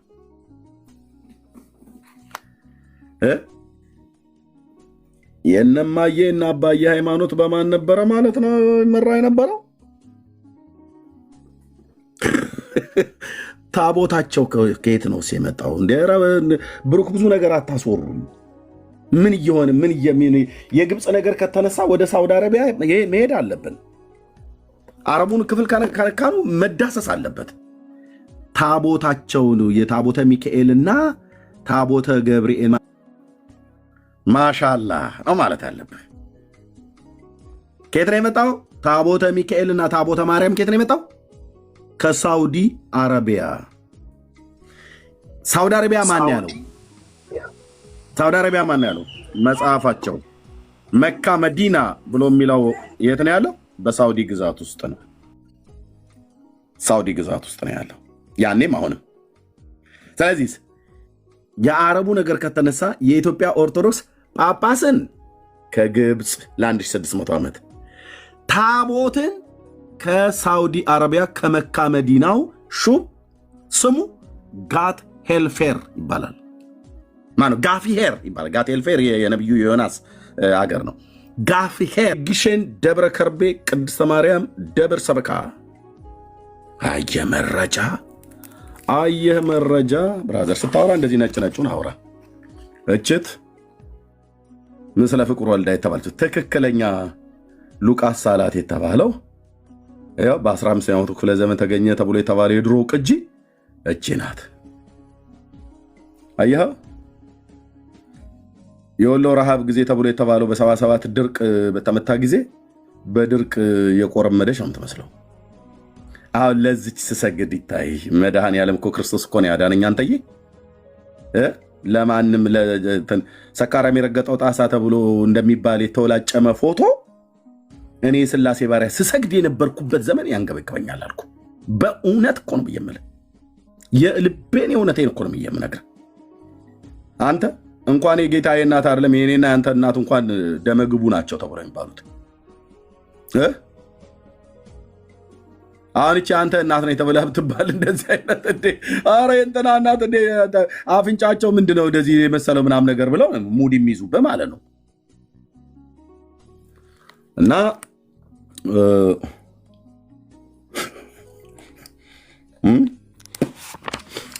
የአረቡ ነገር ከተነሳ እንላቀቅም ብሩኬ፣ እንደዚህ ብሎ መሄድ የለም። የግብፅ ሃይማኖት ይኸው እና በዚህ ክፍልም ላይ ታቦቱ የመጣው ከመካ መዲናው ንጉስ ነው የተቀበለው። ማን?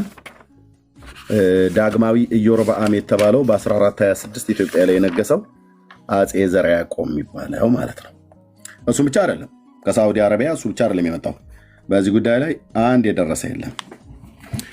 ሃይማኖታቸው የቀና የጸና የሆነ የዳግማዊ ዳዊት ልጅ አጼ ዘርዓ ያዕቆብ የሰሩትን ስራ እንናገራለን ይላል። የንጉሱ ማለት ነው። በ1426 የነገሱት ደብረ ብርሃን ነው መናገሻ ከተማቸው ያለው፣ ቤተመንግስታቸው እዛ አለ። ስትናገሩ እንደዚህ ተናገሩ። እሺ ኦርቶዶክሳውያን ስትናገሩ እንደዚህ ተናገሩ። የጴንጤን ጉድ አወጣል ብለህ ስትል ከዳር እስከ ዳር እኛ ከዛሬ 10 እና 8 ዓመት በፊት የተናገርነው ቪዲዮ አምጥቶ ያዙ ይልቀቁኝ ማለት አይደለም። እኛ የተጻፈ መጽሐፍ ነው እንደዚህ ምናሳየው። ተናገሩ እውነቱን። እንደነገሱ ክብር የሚሆን የጌታችንን መስቀል ንጉሱ እንደነገሰ ማለት ነው እንዳመጡ ሰፍነጉን ኢትዮጵያ መጥቷል። ከለሜዳው ኢትዮጵያ መጥቷል። የግንግሪት የታሰረበት ገመዱ ሁሉ ኢትዮጵያ መጥቷል። አክሊለ ሦሁ ጌታችን ያደርገው መጥቷል። የተገረፈበት ጅራፍ ይህ ሁሉ ወደ ሀገራችን ወደ ኢትዮጵያ እንዳመጡ ያመጣጡ ምክንያት እንናገራለን አሉ። ተናገሩ። ኦርቶዶክስ ምንም አትናገረው ነገር አለ። ስትናገር ግን 10 ተናግራ ከሆነ 8ቱ ተረት ነው። እንዳነበበ ሰው እኮ ነው የማወራህ ብራዘርዬ። ማብሸቅ መስሎ ከሆነ ተሳስተሃል። እዚህ ቤት መግባት ማለት ሄርታሌ እሳተ ገሞራ ውስጥ መግባት ማለት ነው። በመረጃ ራሴን እያካበድኩ እንዳይመስልህ። ኦኬ። አሁን ደብረ ከርቤ እየተባለች በምትጠራ በደብረ ነገስት አስገብተው እንዳስቀመጡት እንነግራችኋለን። በኋላ የዚች ቦታ ስሟ ተፋልሷ 3 ጊዜ ነው። ከአፄ ካሌብ እስከ አፄ ይኩኖ አምላክ ደብረ ነጎድጓድ፣ ከአፄ ይኩኖ አምላክ እስከ አፄ ዘርዓ ያዕቆብ ደብረ ነገስት፣ ከአፄ ዘርዓ ያዕቆብ ጀምሮ እስካሁን ዘመን ድረስ መስቀሉ እስከመጣባት ደብረ ከርቤ ትባላለች። ማ ጊሼን የት ያለችው? ወሎ ክፍለ ሀገር ውስጥ ያለችው። ይቀጥሉ መምህራችን ኤርምያስ። ዘከዝክልሃል ይሄንን የዘመናት ጉዳችሁ ማለት ነው። እይሰግድ ለመስቀል ወለማርያም ድንግል ኢንሰግድ ለመስቀል ወለማርያም ድንግል የሚሉ መናፍቃን ቢነሱ በልዩ ልዩ ቅጣት ቀጥተዋቸዋል ብሎ ደም አፍሳሽ ንጉስ እንደነበረ አባ እስጢፋኖስና ተከታዮቻቸው እንደጨፈጨፈ ይናገራል። እዚህ ክፍል ላይ የቀሩትን ኢትዮጵያውያን ከኢትዮጵያ አስወጥተው ሰደዋቸዋል፣ አሳዷል። አፄ ዘርዓ ያዕቆብ የሚባለው ለምን ለማርያምና ለመስቀል አንሰግድም ብለው ያሉትን ግማሾቹን ጨፍጭፎ ገሏል ደብረ ብርሃን ላይ፣ ግማሾቹን ከኢትዮጵያ እንዲወጡ አድርጓል። ማን የጻፈው? ኦርቶዶክስ። ገጽ 134 መጽሐፈ ጤፉት በጊሼን ደብረ ከርቤ የተጻፈ እኮ ነው ብዬ የምልህ የተጻፈ። ቻለው አድርሰው ብራዘር፣ ይህ አድርሱ። ይኸው በሙሉ የፈቀዱት የደብሩ ሰበካ ጉባኤ አስተዳደር፣ የደቡብ ወሎ አህጉረ ስብከት ሊቀ ጳጳስ፣ የቅዱስ ሲኖዶስ አባል የሆኑት ብፁዕ አቡነ አትናቴዎስ ወንድፍራው መምህር አባ ለይኩን ወንድፍራው ቆሞስ የጊሼን ደብረ ከርቤ ቅድስተ ማርያም ደብር አስተዳዳሪ፣ እሳቸው ሁሉ የሚያውቁት ነው። ተርጓሚስ የማነ ብርሃን የኔታ የማነ ብርሃን ይባላሉ። ርዕሰ ደብር የማነ ብርሃን አዲሴ ይባላሉ። ይህን መጽሐፍ የተረጎሙ ቤተክርስቲያኒቱ አንድ የጻፈችው። እናስ እነዚህን የጠየቋቸው ሁሉ እነዚህ ለአባትህ እጅ መንሻ የሆነውን የጌታችን መስቀል በመካ መዲናው ሹም እጅ አለና ያን ነው ብለው ነገሩኝ ይላል። ከዛስ በዚያን ጊዜ ስለዚህ ነገር እንዴት የእስላም ንጉስ የጌታዬን መስቀል ለመያዝ ገንዘብ ስለማድረግ ቻለ ብዬ ከሱ ጋር ለመዋጋት መንፈሳዊ ቅናት ቀናው ይላል አፄ ዘርዓ ያዕቆብ። ምኑን የጌታዬን መስቀል እንዴት የእስላሙ ንጉስ ሊይዝ ቻለ? የማን ይሄ እስላም ንጉስ? የመካ መዲና። መካ መዲና የት ነው? ብሩክዬ ጉግል አድርገህ ማፑን አምጣልኝ በውስጥ መስመር። እኔ አሁን መናገሬን ትቼ እንትናለም መካ መዲና ሳዑዲ አረቢያ ክልል ውስጥ እንዳለ በማፕ ቁጭ አድርገው አምጣ፣ በውስጥ ላክልኝ ዋትሳፕ ላይ። ታንክ ዩ። መንፈሳዊ ቅናት ቀናው ይላል። እኔ የምላችሁ የእስላሙ ንጉስ ላይ መስቀሉ ብቻ ነበር የነበረው፣ ታቦት ሁሉ ነበር። እና ኤርሚያስ ይገርማል እንዴ ብፁዕ አቡነ አንድሪያስ 14 ታቦት እኮ ለእስላሙ ባለፈው እኮ ሰጥተዋል። እና ከጥንቱም ይቀባበሉ ነበር ማለት ነው። ከእስላም ንጉስ ታቦት ተቀበለ ያመጣሉ፣ ጊሼ እንደበር ከርቤ ያስቀምጠዋል። እንግዲያስ እዚህ ደግሞ ብፁዕ አቡነ እንድሪያስ የሰሜን ወሎ የሰሜን ጎንደር አህጉረ ስብከት ሊቀ ጳጳስ የቅዱስ ሲኖዶስ አባል 15 ነው 14 ታቦት ለእስላም እንዲህ ደግምላቸው ሰጥተዋል። ደብዳቤው ወጥቷል፣ ቪዲዮ ተለቋል። መስፍን የሚባለው ወንድም አክቲቪስት መስፍን ማለት ነው፣ ኦርቶዶክሳዊ ወንድም አውጥቶታል፣ አደባባይ ላይ ተዘርግፏል። ከዛው ከቤተ ክህነት ማንም መልስ የመለሰ የለም። እና ኤርሚያስ ታዲያ ምን ይሁንልኝ ነው ብለህ የምትለው? ከድሮም እኮ ታቦት ይቀባበላሉ። አዎ መስቀል ብቻ አይደለም ታቦቱ ሁሉ ከእስላሙ ንጉስ እንዴት እንደተቀበሉ። እስላም ንጉስ ላይ ታቦት ምን ያደርጋል? ምን ይታወቃል? ያኔም ሊደግምበት ሰጥተውት ሊሆን ይችላል። ይዶን ነው ብፁዕ አቡነ እንድሪያስ እንዳደረጉት አሁንም እንደዛ ሊሆን ይችላል። ማን ይህን የሚያስተባብል ወፍ እፊቴ አትቆምም፣ እፊቴ አትቆሙ፣ እፊቴ አትቆምም። ኤርሚያስ ሲያወራ እንደዚህ ነው። አብረን ነው የምናነበው፣ አብረን ቢሃይንድ ባይ ስንት ሺህ ሰው ሆነ የምሰማው እዚህ 550 ያለው አብረን ነው እያነበብን ያለ ነው። አብረን ነው በቃ ብዙ ተፋጠን ነው ምን ከርመው ገጽ 441 እንዳትክድ ማለት ነው። እንዳትክድ እንዳይካድ ኤርሚያስ ተደብቀ የማን መጽሐፍ እንደምታነባ እናቅልህም ብለህ እንዳትል ገጽ፣ ቁጥር፣ ምዕራፍ፣ ግዕዝ፣ አማርኛ ተናገር። እውነቱን ነው ቤቱ። አዎ ሎዛ ነሽ፣ ሎዛ በል አንተ። መስቀሉ ከየት ነው የመጣው? ከመዲናው ሹም፣ ከመካ መዲናው ሹም። አዎ አላህ አክበር ነው እንጂ ማለት ያለብህ ብራዘር። የምን በስመ አብ ወወልድ ወመንፈስ ቅዱስ ነው? እሱንማ ለእኛ ተወው ስልህ ለእኛ ተወው፣ ደሜን አታፍላው። ለእኛ ተወው እኮ ነው ብዬ የምለው። እሱን ለእኛ ተወው፣ በስመ አብ ወወልድ ወመንፈስ ቅዱስን ለእኛ ተወው። ቢያንስ እሱን ለእኛ ተውልን። ኦኬ ቴንክ ዩ ወንድምነት። የሳውዲ አረቢያ ካርታ ነው። መካ መዲና የት ነው ያለው? መካ የት ነው ያለው? ይኸው መዲናስ ይኸው በሳዑዲ አረቢያ ክልል ውስጥ ነው። ይሄ ጥንታዊ ከተማ ነው።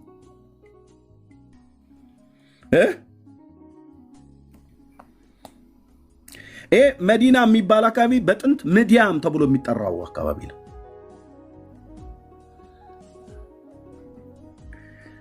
ዳር ያስል ብራዘር ተረት የለ ተረታም ሁሉ ማለት ነው። አብሬ ነው ጠርጌ ዞር ማድረግህ። በምን በመረጃ ከመካው ሹም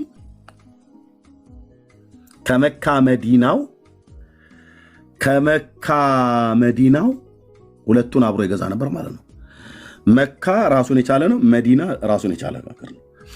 ስለዚህ በመካ መዲናው ሹም እጅ አለና ያ ነው ብለው ነገሩኝ ይላል። ብሩኬ ጨርሰዋል። ይሄንን አላቆምኩትም። ጳጳስ ከግብፅ፣ ታቦት ከሳውዲ አረቢያ።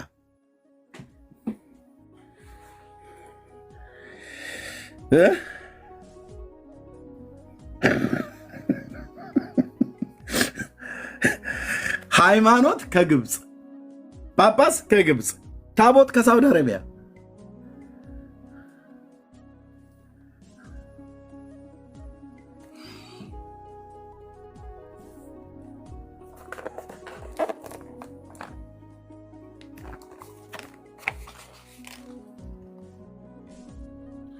እንዲህ ነው እንጂ በመረጃ እንደዚህ ነው እንጂ ሰንዶ መናገር ብራዘርዬ፣ ጉራዬን እየቸረቸርኩ እንዳይመስልህ። እንዲህ ነው እንጂ መናገር ብራዘር። ወይ ጉድ እያልክ ነው እያጣጣምክ የምትሰማው።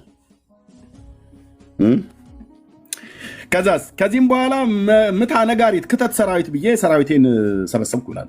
ዘራ ያዕቆብ ምን ሊሆን የመካ መዲናውን ንጉስ ከእስላሙ ንጉስ መስቀሉን ከእስላሙ ንጉስ እጅ ለመቀበል በምን በጦርነት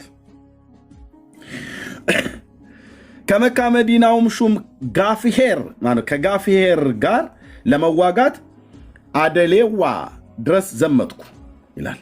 ከዛስ በዘመኑ የነበረ የምስሩ ንጉስ አሽሪፍ፣ ምስር ማለት ግብጥ ማለት ናት በድሮ ስሟ አሽሪፍ ሲሆን ጋፍሄርን እንደ ንጉስ ሆኖ መካ መዲናን ይገዛና ያስተዳድር ነበር። ኦኬ ለበበ እኛውን ምን ፈልገኝ ነው? ታቦቱ የመጣው ከእስራኤል ሳይሆን ከመካ መዲና ነው። ይያዝልን፣ አስምርበት፣ ጣፍ፣ ተነጋገር፣ ተወያይ፣ አውራ። ታቦተ ጽዮን ከየት ነው የመጣችው? ከመካ መዲና ነው። ማን ያለው? ነገረ መስቀሉ መጽሐፈ ጤፉት ግሼን ደብረ ከርቤ የተጻፈው መጽሐፍ።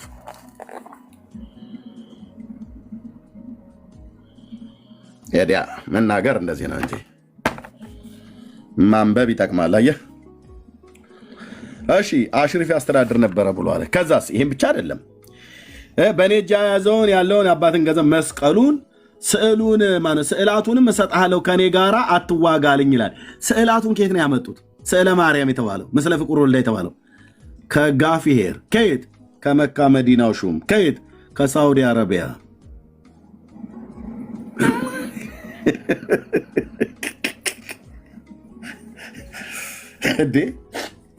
እንዴ ብሩክ እዚህ ጳጳስ የመጣው ከግብፅ ነው ብሎ ይላል። አሁን ልክ ነው። 1600 ዓመት ነው የመጣው።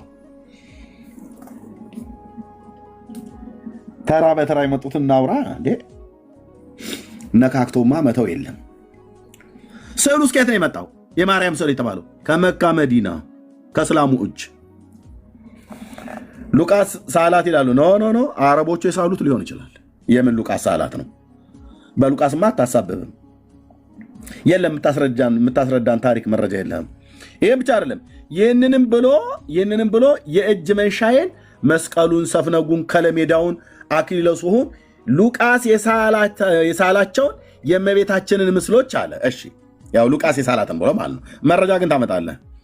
ዮሐንስ ወንጌላዊ የሳለውን የጌታን ኩርዓተ ርዕሱን ስዕል አየህ። ሉቃስ ግሪካዊውንም ዮሐንስ ወንጌላዊንም ሰዓሊ ያደረጉት። መጽሐፍ ቅዱስ ግን አይነግረንም። ዮሐንስም ሰዓሊ ነው፣ ሉቃስም ሰዓሊ ነው ብሎ አይነግረንም። ዮሐንስ ሐዋርያ ነው፣ ሉቃስ ባለመድኃኒት ነው።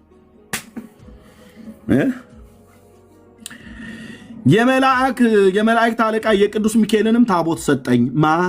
የመካ መዲናው ንጉስ ጋፍሄር የሚባለው የእስላሙ ንጉስ የማንን? የሚካኤልን ታቦት። ኦኬ። ይህንንም ካስረከበ በኋላ የመካ መዲናው ሹም ጋፍሄር እንዲህ አለኝ፣ ይህንን እጅ መንሻ ተቀበለህ ወደ ሀገር በፍቅር ተመለስ አለኝ። ይህንንም እጅ መንሻ አድርጎ የሰጠኝ መስቀሉንና ስዕላቱን መስከረም 21 ቀን በ1443 ዓመተ ምህረት ከተቀበልኩ በኋላ አንብር መስቀሌ በዲበ መስቀል አንብር መስቀሌ በዲበ መስቀል ብሎ ያሳየኝን ህልም ይህ ነውን ብዬ ህልሜን አሰብኩ ይላል። ይህንን ህልም አንብር መስቀሌ በዲበ መስቀል ብሎ በመስቀሌ ላይ መስቀሉን አኑር ብሎ አለኝ ይላል። ግሼን ደብረ ከርቤ የሚባለው ቦታ ተራራማው መስቀለማ ቦታ አለው ተብሎ ይታመናልና ማለት ነው። ገጽ 160 ላይ ሄዳ ኤርምያስ ወደ ገጽ 160 እያንዳንዳችን እንሄዳለን። እዛ ደግሞ ይሄን ብቻ አይደለም፣ ከለሜዳውን፣ ሰፍነጉን፣ የተገረፈበትን ጅራፍ፣ የታሰረበትን ገመዱን፣ አኪለሶር ከወርቅ ሙዳይ ጋር በወርቅ ሳጥን አስቀመጥኩት ይላል። ይሄን ብቻ አይደለም። አሁን አንተ ተክቢር ነው ማለት ያለብህ። እንደ ዘመዶችህ ተክቢር፣ ማሻላህ፣ ነው እንደዛ ነው ማለት ያለብህ እንጂ ሎቱ ስብሐት አይሰራም።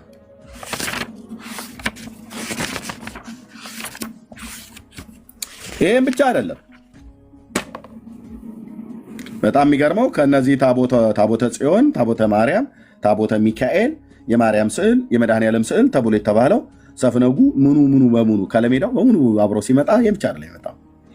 ዳግመኛ በዓላቸውንም ታከብሩና ተዘክሯቸውና ታከብሩላቸው ዘንድ ትማጸኑባቸው ዘንድ በወርቅ ከተለበጠው ከእንጨቱ ሳጥን ውስጥ አጽማቸው አለ ይላል። የማን አጽም ማለት ያው ታውቃላችሁ የሰው ቅሪተ አካል ማለት ነው። የማን አጽም መጣ ወደ ኢትዮጵያ ገባ እኮ ብራዘርዬ። ምድራችን እኮ በረከት በበረከት እኮ ሆነ አይደል? ስንት መዓት እኮ አጽም መጣ። ለዚህ ነው አየህ የጥጋብ ሀገር የሆነው ማለት ነው። የሙታንን አጽም እየተሻሸን ምድራችን ለምለም ሆነ አይደለ? ጦርነት ከራቀን እኮ ዘመን የለው። ሰላማችን እንደ ወንዝ ፈሰሰ በምድሪቱ ላይ በኢትዮጵያ። በእውነት በዚች ሃይማኖት መኖር እንዴት መታደል ነው እያሉ አሉ አጽም አምላኪ ሁሉ ማለት ነው። ምድሬን የተበቀለ አውሬ እኔ በቀለዋለሁ በእውቀት። እሺ በወርቅ ከተለበጠው ከእንጨቱ ሳጥን ውስጥ አጽማቸው አለ ይላል። የማን ቀጥሎ ይናገራል የማን እንደመጣ። ሁሉንም አሁን የሚቆጥሯቸው የቅዱሳን አጽም ከመስቀሉ ጋር አንድ አድርጎ የሚይዛቸው እርሱ ነውና መስቀል ከአጽም ጋር ከሰው አጥንት ጋር ይመጣል ብራዘር። መስከረም 16 ታዲያ መስቀሉን ይዘው ሲወጡ ለምን አጽሙን ይዘው አይወጡ? ቤተክርስቲያኒቱ ደግሞ በቅዱሳን አጽም አምናለሁ ብላለች። እንዴት ነው ኤርሚያስ ግን እንዴት ነው ማለት እንዴት ነው ግን የምታወራው? እንዴት ነው የምታወራው? እንዲህ ነው የማወራው። ያው ክብረ ቅዱሳን ብሎ በሚለው ላይ ክብረ ቅዱሳን መላእክት፣ ቅዱሳን ነቢያት፣ ቅዱሳት ሐዋርያት፣ ቅዱሳን ሰማዕታት፣ ጻድቃን፣ ክብረ አጽመ ቅዱሳን የቅዱሳን አጽም አከብራለሁ፣ አምናለሁ፣ እምነቴ ነው፣ ዶክትሪኔ ነው ብላለች ቤተክርስቲያን። እምነት ብሎ በሚለው ዶክትሪን ማለት ነው። በዛ ውስጥ ያው አምስቱ አዕማደ ምስጢር፣ ሰባቱ ምስጢራተ ቤተክርስቲያን፣ ቅዱሳት መጻሕፍት፣ ትውፊት፣ ክብረ ቅድስት ድንግል ማርያም እና ቅዱሳን መላእክት፣ ነቢያት፣ ሐዋርያት፣ ሰማዕታት፣ ጻድቃን የቅዱሳን አጽም አጥንት ማለት ነው። ይህም ብቻ አይደለም። ቤተክርስቲያን ታቦት ሃይማኖትና ምግባር ና ታቦት አውራ ብዬ ስልህ አንተ አይኛ በታቦት አትከራከሩ ተብሏል ብለህ እዚህ የሚወርድብህን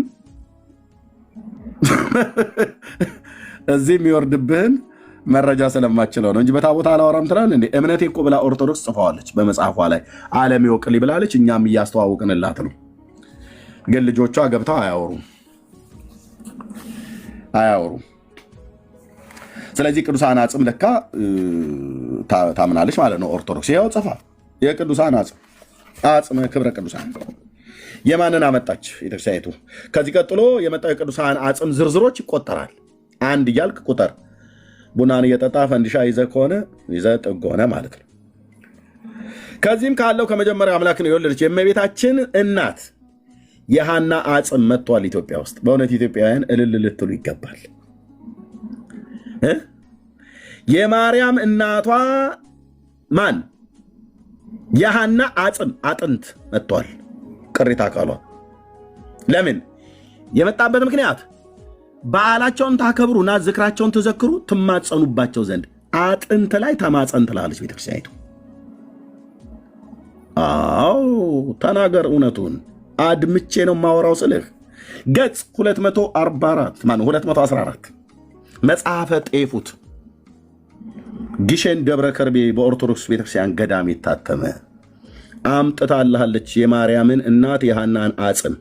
ለምን? እንድትማጸንባት፣ እንድትዘክራት፣ በዓሏን ልታከብር፣ የአጥንት በዓል ልታከብር፣ አጥንት ልትዘክር፣ አጥንት ልትማጸንበት አምጥታለች። ይሄ ብቻ አይደለም። ምድረ ኤርሚያስም ታካብደው ብላትልም። እንቀጥላለን። የሐዋርያው በርቶሎሜዎስ አጽም ከጌታ ሐዋርያት ከ12ቱ አንዱ በርቶሎሜዎስ ታውቁታላችሁ። የእሱ አጽም ሁሉ መጥቷል። አጽመ ጊዮርጊስ ዘልዳ የልዳውም ጊዮርጊስ አጽም መጥቷል። የ10 አለቃ ጊዮርጊስ ማለት ነው። 50 አለቃ ጊዮርጊስ አጽሙ መጥቶልሃል። የአርመን ወታደር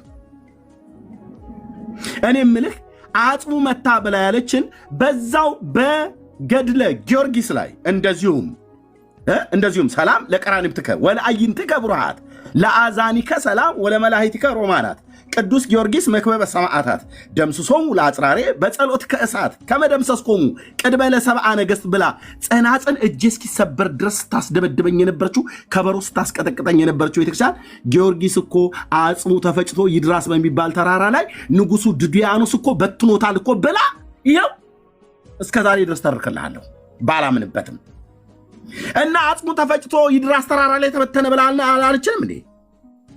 ብላለች። ዱቄቱ ተረጨ ብላን አልነበረም እንዴ? አዎ። ይህን ተረታም ትውልድማ በአንድ እግሩ ነው የማቆመው እኮ ነው ብዬ የምልህ። እና ከየት መጥቶ ነው የጊዮርጊስ አጽም ኢትዮጵያ ውስጥ የመጣው? እዛ ተፈጨ፣ ተበተነ፣ ተቦካ፣ ተጋገረ ትላለች። እዚህ ደግሞ መጣላችሁ ትላለች። የቱን እንመን ወገን? እኛ ባናምን ህዝቡ የቱን ይመን? ይሄን ብቻ አይደለም፣ የጊዮርጊስ አጽም ብቻ አይደለም የመጣው። የጊዮርጊስ የፈረሱ ጭራ መጥቶላችኋል። ኢትዮጵያውያን በልልታ በጭብጨባ የጊዮርጊስን ፈረስ ጭራ ተከተሉ። አሜን በል፣ አሜን በል። ጴንጤም፣ ኦርቶዶክስም፣ ካቶሊክ ዋቴቨር። ለምን በእውነት የፈረሱ ጭራ መጥቶላችኋል። ምን ልትለው? ልትዘክረው፣ ልታከብረው፣ ልትማጸንበት። ዳር ያዝ እንግዲህ ዳር ይዘህ እየነሰረህም ቢሆን ተሰማለህ እዚህ ቤት ማለት ነው። የቅዱስ ጊዮርጊስ አጽም ዘልዳ አለ ካልክ በኋላ ብዙ ጊዮርጊስ አለና ምን አለ? ብዙ ጊዮርጊስ አለና እንዴ! ከዚህም ሲለይ ወአዛባ ፈረሰ ቅዱስ ጊዮርጊስ 12 ክንድ የሆነ የፈረሱን ጭራ ጭምር አምጥተንላችኋል። የአንጾኪያ ሰማዕት የሆነው የገላውዲዮስም አጽም አምጥተንላችኋል። የጊዮርጊስ ፈረስ ጭራው ሁሉ መጥቶላል። ኢትዮጵያዊ ለምንድነው እህቴ የማትሳዩ ወደ ጊዮርጊስ ፈረሱ ጭራ? ኮቴውም ሰሜን ሸዋ ላይ አለ። ድንጋይ ረገጠው አላየህም? የአንተ እናት እኮ ሄደው እዛ እያፈነደዱልህ ነው ብራዘር። አንተም ራሱ ጭምር ሳትቀር ማለት ነው። ፋንድያውም እየተፈለገ ነው። በቅርብ እንደሚገባ ተስፋ እናደርጋለን። በዚህ ቅናት ፊት አትቆሙም ነው ብዬ የምልህ። አትቆሙም። ቅናቱ ከእውቀት ጋር፣ እውቀት ከቅናት ጋር ማለት ነው። ህዝቤን የበላውን አውሬማ እበቀለዋለሁ በጌታዬ በኢየሱስ ክርስቶስ ስም። በምን? በእውቀት። ይህንን ሐሰት ትርክት ህዝቤ ላይ ተጭኖ የእግዚአብሔርን የአምላኩን የእግዚአብሔርን ቃል እንዳያቅ ቸሩ መድኃኔ ዓለም እያለ ደረቱን የሚደቃውን ትውልድ እደርስለታለሁ የጌታዬን ቃል ይዤ። ኢየሱስ ፍቅር ነው። ኢየሱስ ያድናል። ኢየሱስ የዓለም ቤዛ ነው። ለበደል ለኃጢአት ሞቶላል። ሰይጣን እስከዚህ ድረስ አይጫወትብህ። ወደ እግዚአብሔር ወደ ሕያው አምላክ ቃል ተመለስ። እንዴት ለዘላለም የሚኖረውን ሕያውን ንጉሥ ለዘላለም የሚኖረውን የያዕቆብን አምላክ ከድንግል የተወለደውን የዓለም መድኃኒትን ማምለክ ትተክ እንዴት የጊዮርጊስን የፈረሱን ጭራ አምጥቻለሁ ብላ ከምትል ቤተክርስቲያን ጋር ምን ታደርጋለህ ብዬ እልሃለሁ። ምን ሊያደርግ ነው የመጣው? ማምለክ ለምንድን ነው የመጣው ብለን ስንል የጊዮርጊስ የፈረስ ጭራ ያው በዓሉን ልታከብሩ ልትዘክሩ እና ልትማጸኑበት አምጥተንላችኋል ብላ ካለችው አጽም ጋራ የጊዮርጊስ የፈረሱ ጭራ መጥቷል። እንዳልኳችሁ ፋንድያውን ትንሽ ጠብቁ፣ ታገሱ። ኢትዮጵያውያን በብዙ ነገር እንታገሳለን አይደል? ታገሱ፣ ይመጣልሃል። የአንጾኪያው ሰማዕት የሆነው የገላውዲዮስንም አምጥተንላችኋል። አጥንት ባጥንት ሆነዋል። ይህም ብቻ አይደለም፣ የሊቀ ጳጳሳቱ የሳዊሮስና የዲዮስቆሪዮስ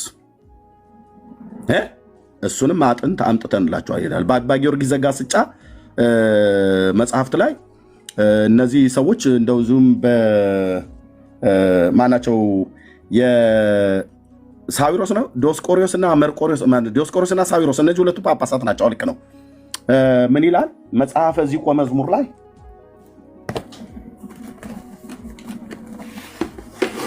እዚህ ክፍል ላይ ተጽፏል። በቅዱስ ያሬድ የዜማ መጽሐፍት ላይ ሁሉ ጭምር ሳይቀር ማለት ነው። ጸልዩ ጎርጎሪዮስ ወደ ባስሊዮስ ነው መሰለኝ። ባስሊዮስና ጎርጎሪዮስ ናቸው። አዎ ጎርጎሪዮስና ባስሊዮስ ናቸው። እነዚህ አይደሉም። ዲዮስቆሮስና ሳዊሮስ አይደሉም። እዛ ተጽፎልሃል። አብረው መጥቷል። የእነዚህ ሁሉ አጽም አሁን ምን እኔ ምልህ የአብርሃም አጽም ኢትዮጵያ ውስጥ ቢመጣ ምን ሊፈይድህ? የንጉሱ ዳዊት እንደ ልቤ ብሎ ያለው የታላቁ ነብይ ሙሴ እንኳን መቃብሩ ተፈልጎ ቢገኝ አጽሙ ቢመጣ ምን ይፈይድልሃል? ምንም እኮ አልኩህ። ምንም ከዘላለም ሕይወት አኳያ ምን ይፈይድልሃል? ምንም።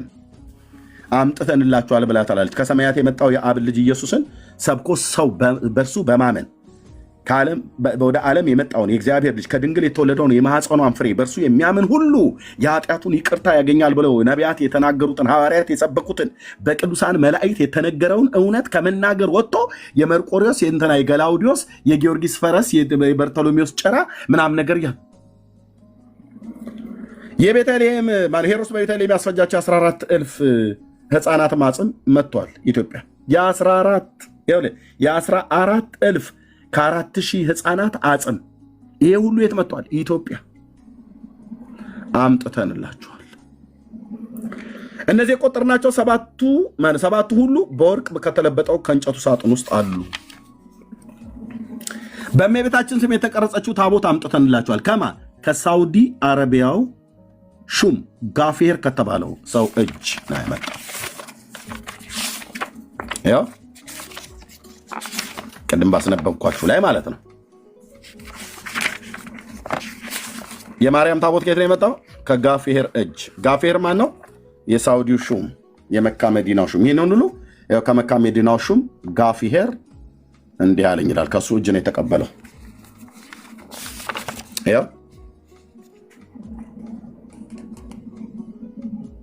ያው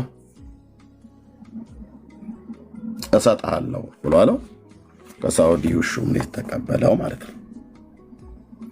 ይህችም ታቦት 10ቱ ቃላት የተጻፈባት ታምራትን የምታደርግ ደገኛ ታቦት ናት። ታቦተ ጽዮን የተባለችው ማለት ነው። ከየት ነው የመጣው? ከእስራኤል አሉን አይደል? ክብረ ነገሥት ላይ መጽሐፈ ጤፉት ላይ ደግሞ ከየት ነው የመጣው? ከጋፌር ከሳውዲ አረቢያው ሹም ጋፌር ከተባለው መካ መዲና ማለት ነው። መካ መዲና ጂኦግራፊ ላይ የት ነው የምናገኘው? የደቡብ አረቢያ ምድር ላይ ማለት ነው። አሁን ሳውዲ ተብሎ የሚባለው ላይ ያኔ የአረቢያ ምድር ተብሎ የሚባለው ላይ የመሳፍንት አገር ስለነበረ በዚያን ዘመን የነበሩት ተከፋፍለው እንዳሁኑ ሳውዲ አረቢያ ብሎ እንደ አንድ መንግስት እንደዚህ እንደ አንድ ጂኦግራፊ ምናምን ነገር እንደ አንድ ሀገር አልነበረ። ብዙ ነገስታት ነበሩበት በጎሳ ተከፋፍለው ማለት ነው። መካ የት ነው? መዲናስ? ስለዚህ ከመካ መዲናው ነው የሚለው ቃል በቃል። ታቦቱና ምኑም የመጣው ከየት ነው? ከዛ ነው። ያው በመካ መዲናው ሹም እጅ አለና ብለው ነገሩኝ ይላል።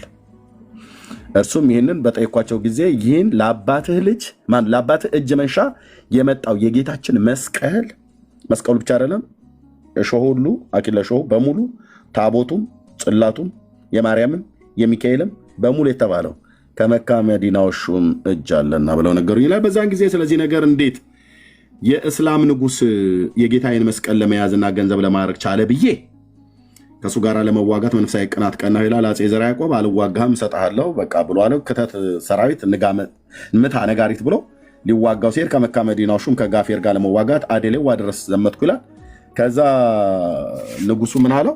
አይ ለምን እኔ በቃ አትዋጋኝ እሰጥሃለሁ አለ። ልስጥህ አለው። ከዛ የመላእክት አለቃ ቅዱስ ሚካኤልንም ታቦት ሰጠኝ ይላል። የእስላሙ ንጉስ። እኛ ይህንን አሁን ማን ነው የሚያወራው? ማንም አያወራም። ብሩክ ቅድም ምንድን ነው ያልከው? እዚህ ጋር ይለቅልኝ ብለህ ያልከው ገጽ እና ለእናንተም ልስጣችሁ። ገጽ 10 ላይ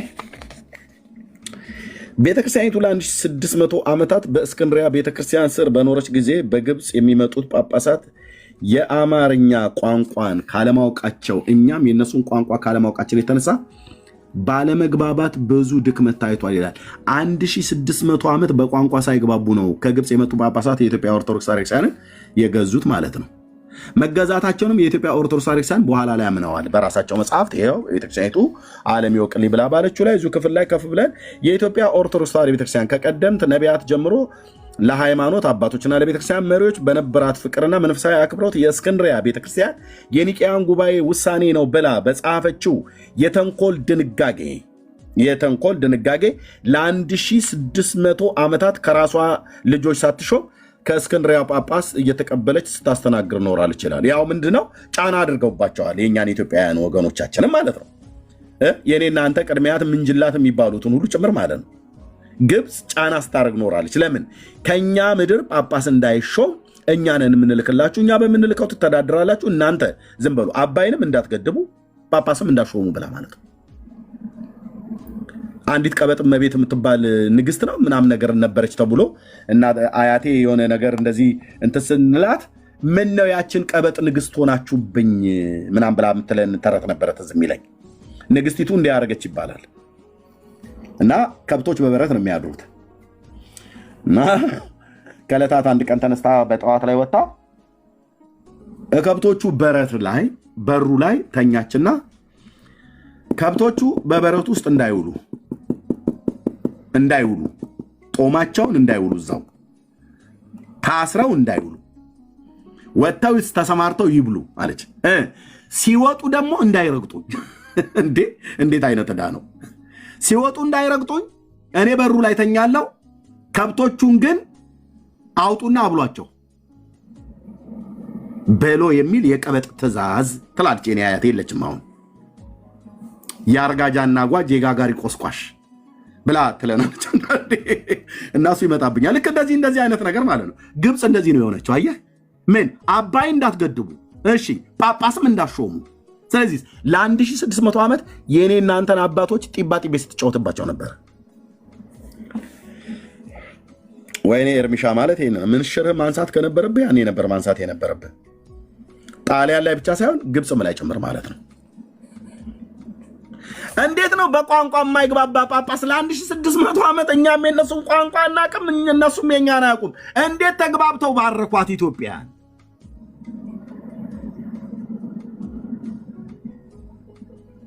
በአረብኛ ቋንቋ ረግመውንስ እንደሆነ የሄዱት ለዚሁን እንዴት ትውልድ አይውጣላችሁ ሰላም በምድራችሁ አይኑር ብለው ግብጾች ከጥንት ጀምሮ መተተኞች ናቸው። ብራዘር ዳሪያስ መትተው ጠንቁለው ደግመው አስማት አሰርተው ምድራችን ላይ ቀብረውት ቢሆንስ ብራዘር እንደዚህ እርስ በርስ የምንፋጀው?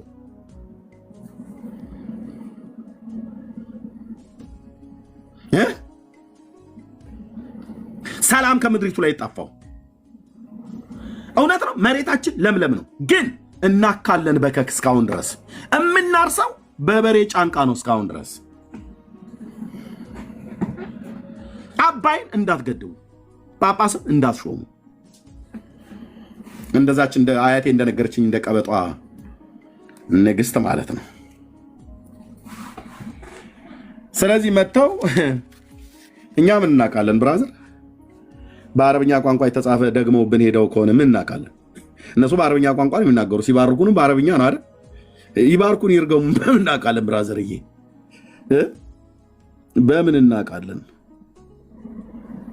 ይሁን አንዳንድ መጽሐፍቶች ስታነባቸው በስመ አብ ወወልድ ወመንፈስ ቅዱስ አሐዱ አምላክ ድርሳን ዘቅዱስ ሚካኤል ሊቀ መላእክት ወንተወው ቅቡር ወትሕትናሁ ካርናኬ ኬምፒካጊሎ አስሎይ ምናምን ነገር ይላል። ምንድነው ብለህ ስትል በአረብኛ በዕብራይስጥ ቋንቋ የተጻፈ በቅዱስ ሚካኤል ስም ላይ የተጻፈ የጌታ ህቡዕ ስም ነው ይላል። ብራዘር እግዚአብሔር ድብቅ ስም የለውም።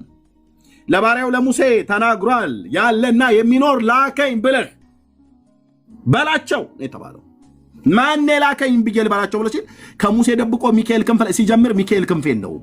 አጭርና ግልጽ ቅዱስ ሚካኤል መልአኩ ክንፍ አለው ተብሎ አልተጻፈም። ክንፍ አላቸው የተባሉ መላእክት መጽሐፍ ቅዱስ ውስጥ ኪሩቤልና ሱራፌል ናቸው። ተናገር እውነቱን። ሚካኤል ክንፍ አለው ይለዋል፣ ገብርኤል ክንፍ አለው ይለዋል። ዳር ያዝ ነው ብዬ የምልህ ተረታም ትውልድ ቅዱስ ሚካኤል እናውቀዋለን። የእግዚአብሔር ሆሊ ኤንጅል ነው፣ መልአክ ነው፣ የመላእክት አለቃ ነው። ክንፍ አለው ግን ተብሎ አልተጻፈም። ከየት አምጥተህ ነው ቅዱስ ሚካኤል ክንፍ ላይ ተጻፈ ብለህ ያልከው? ድርሳን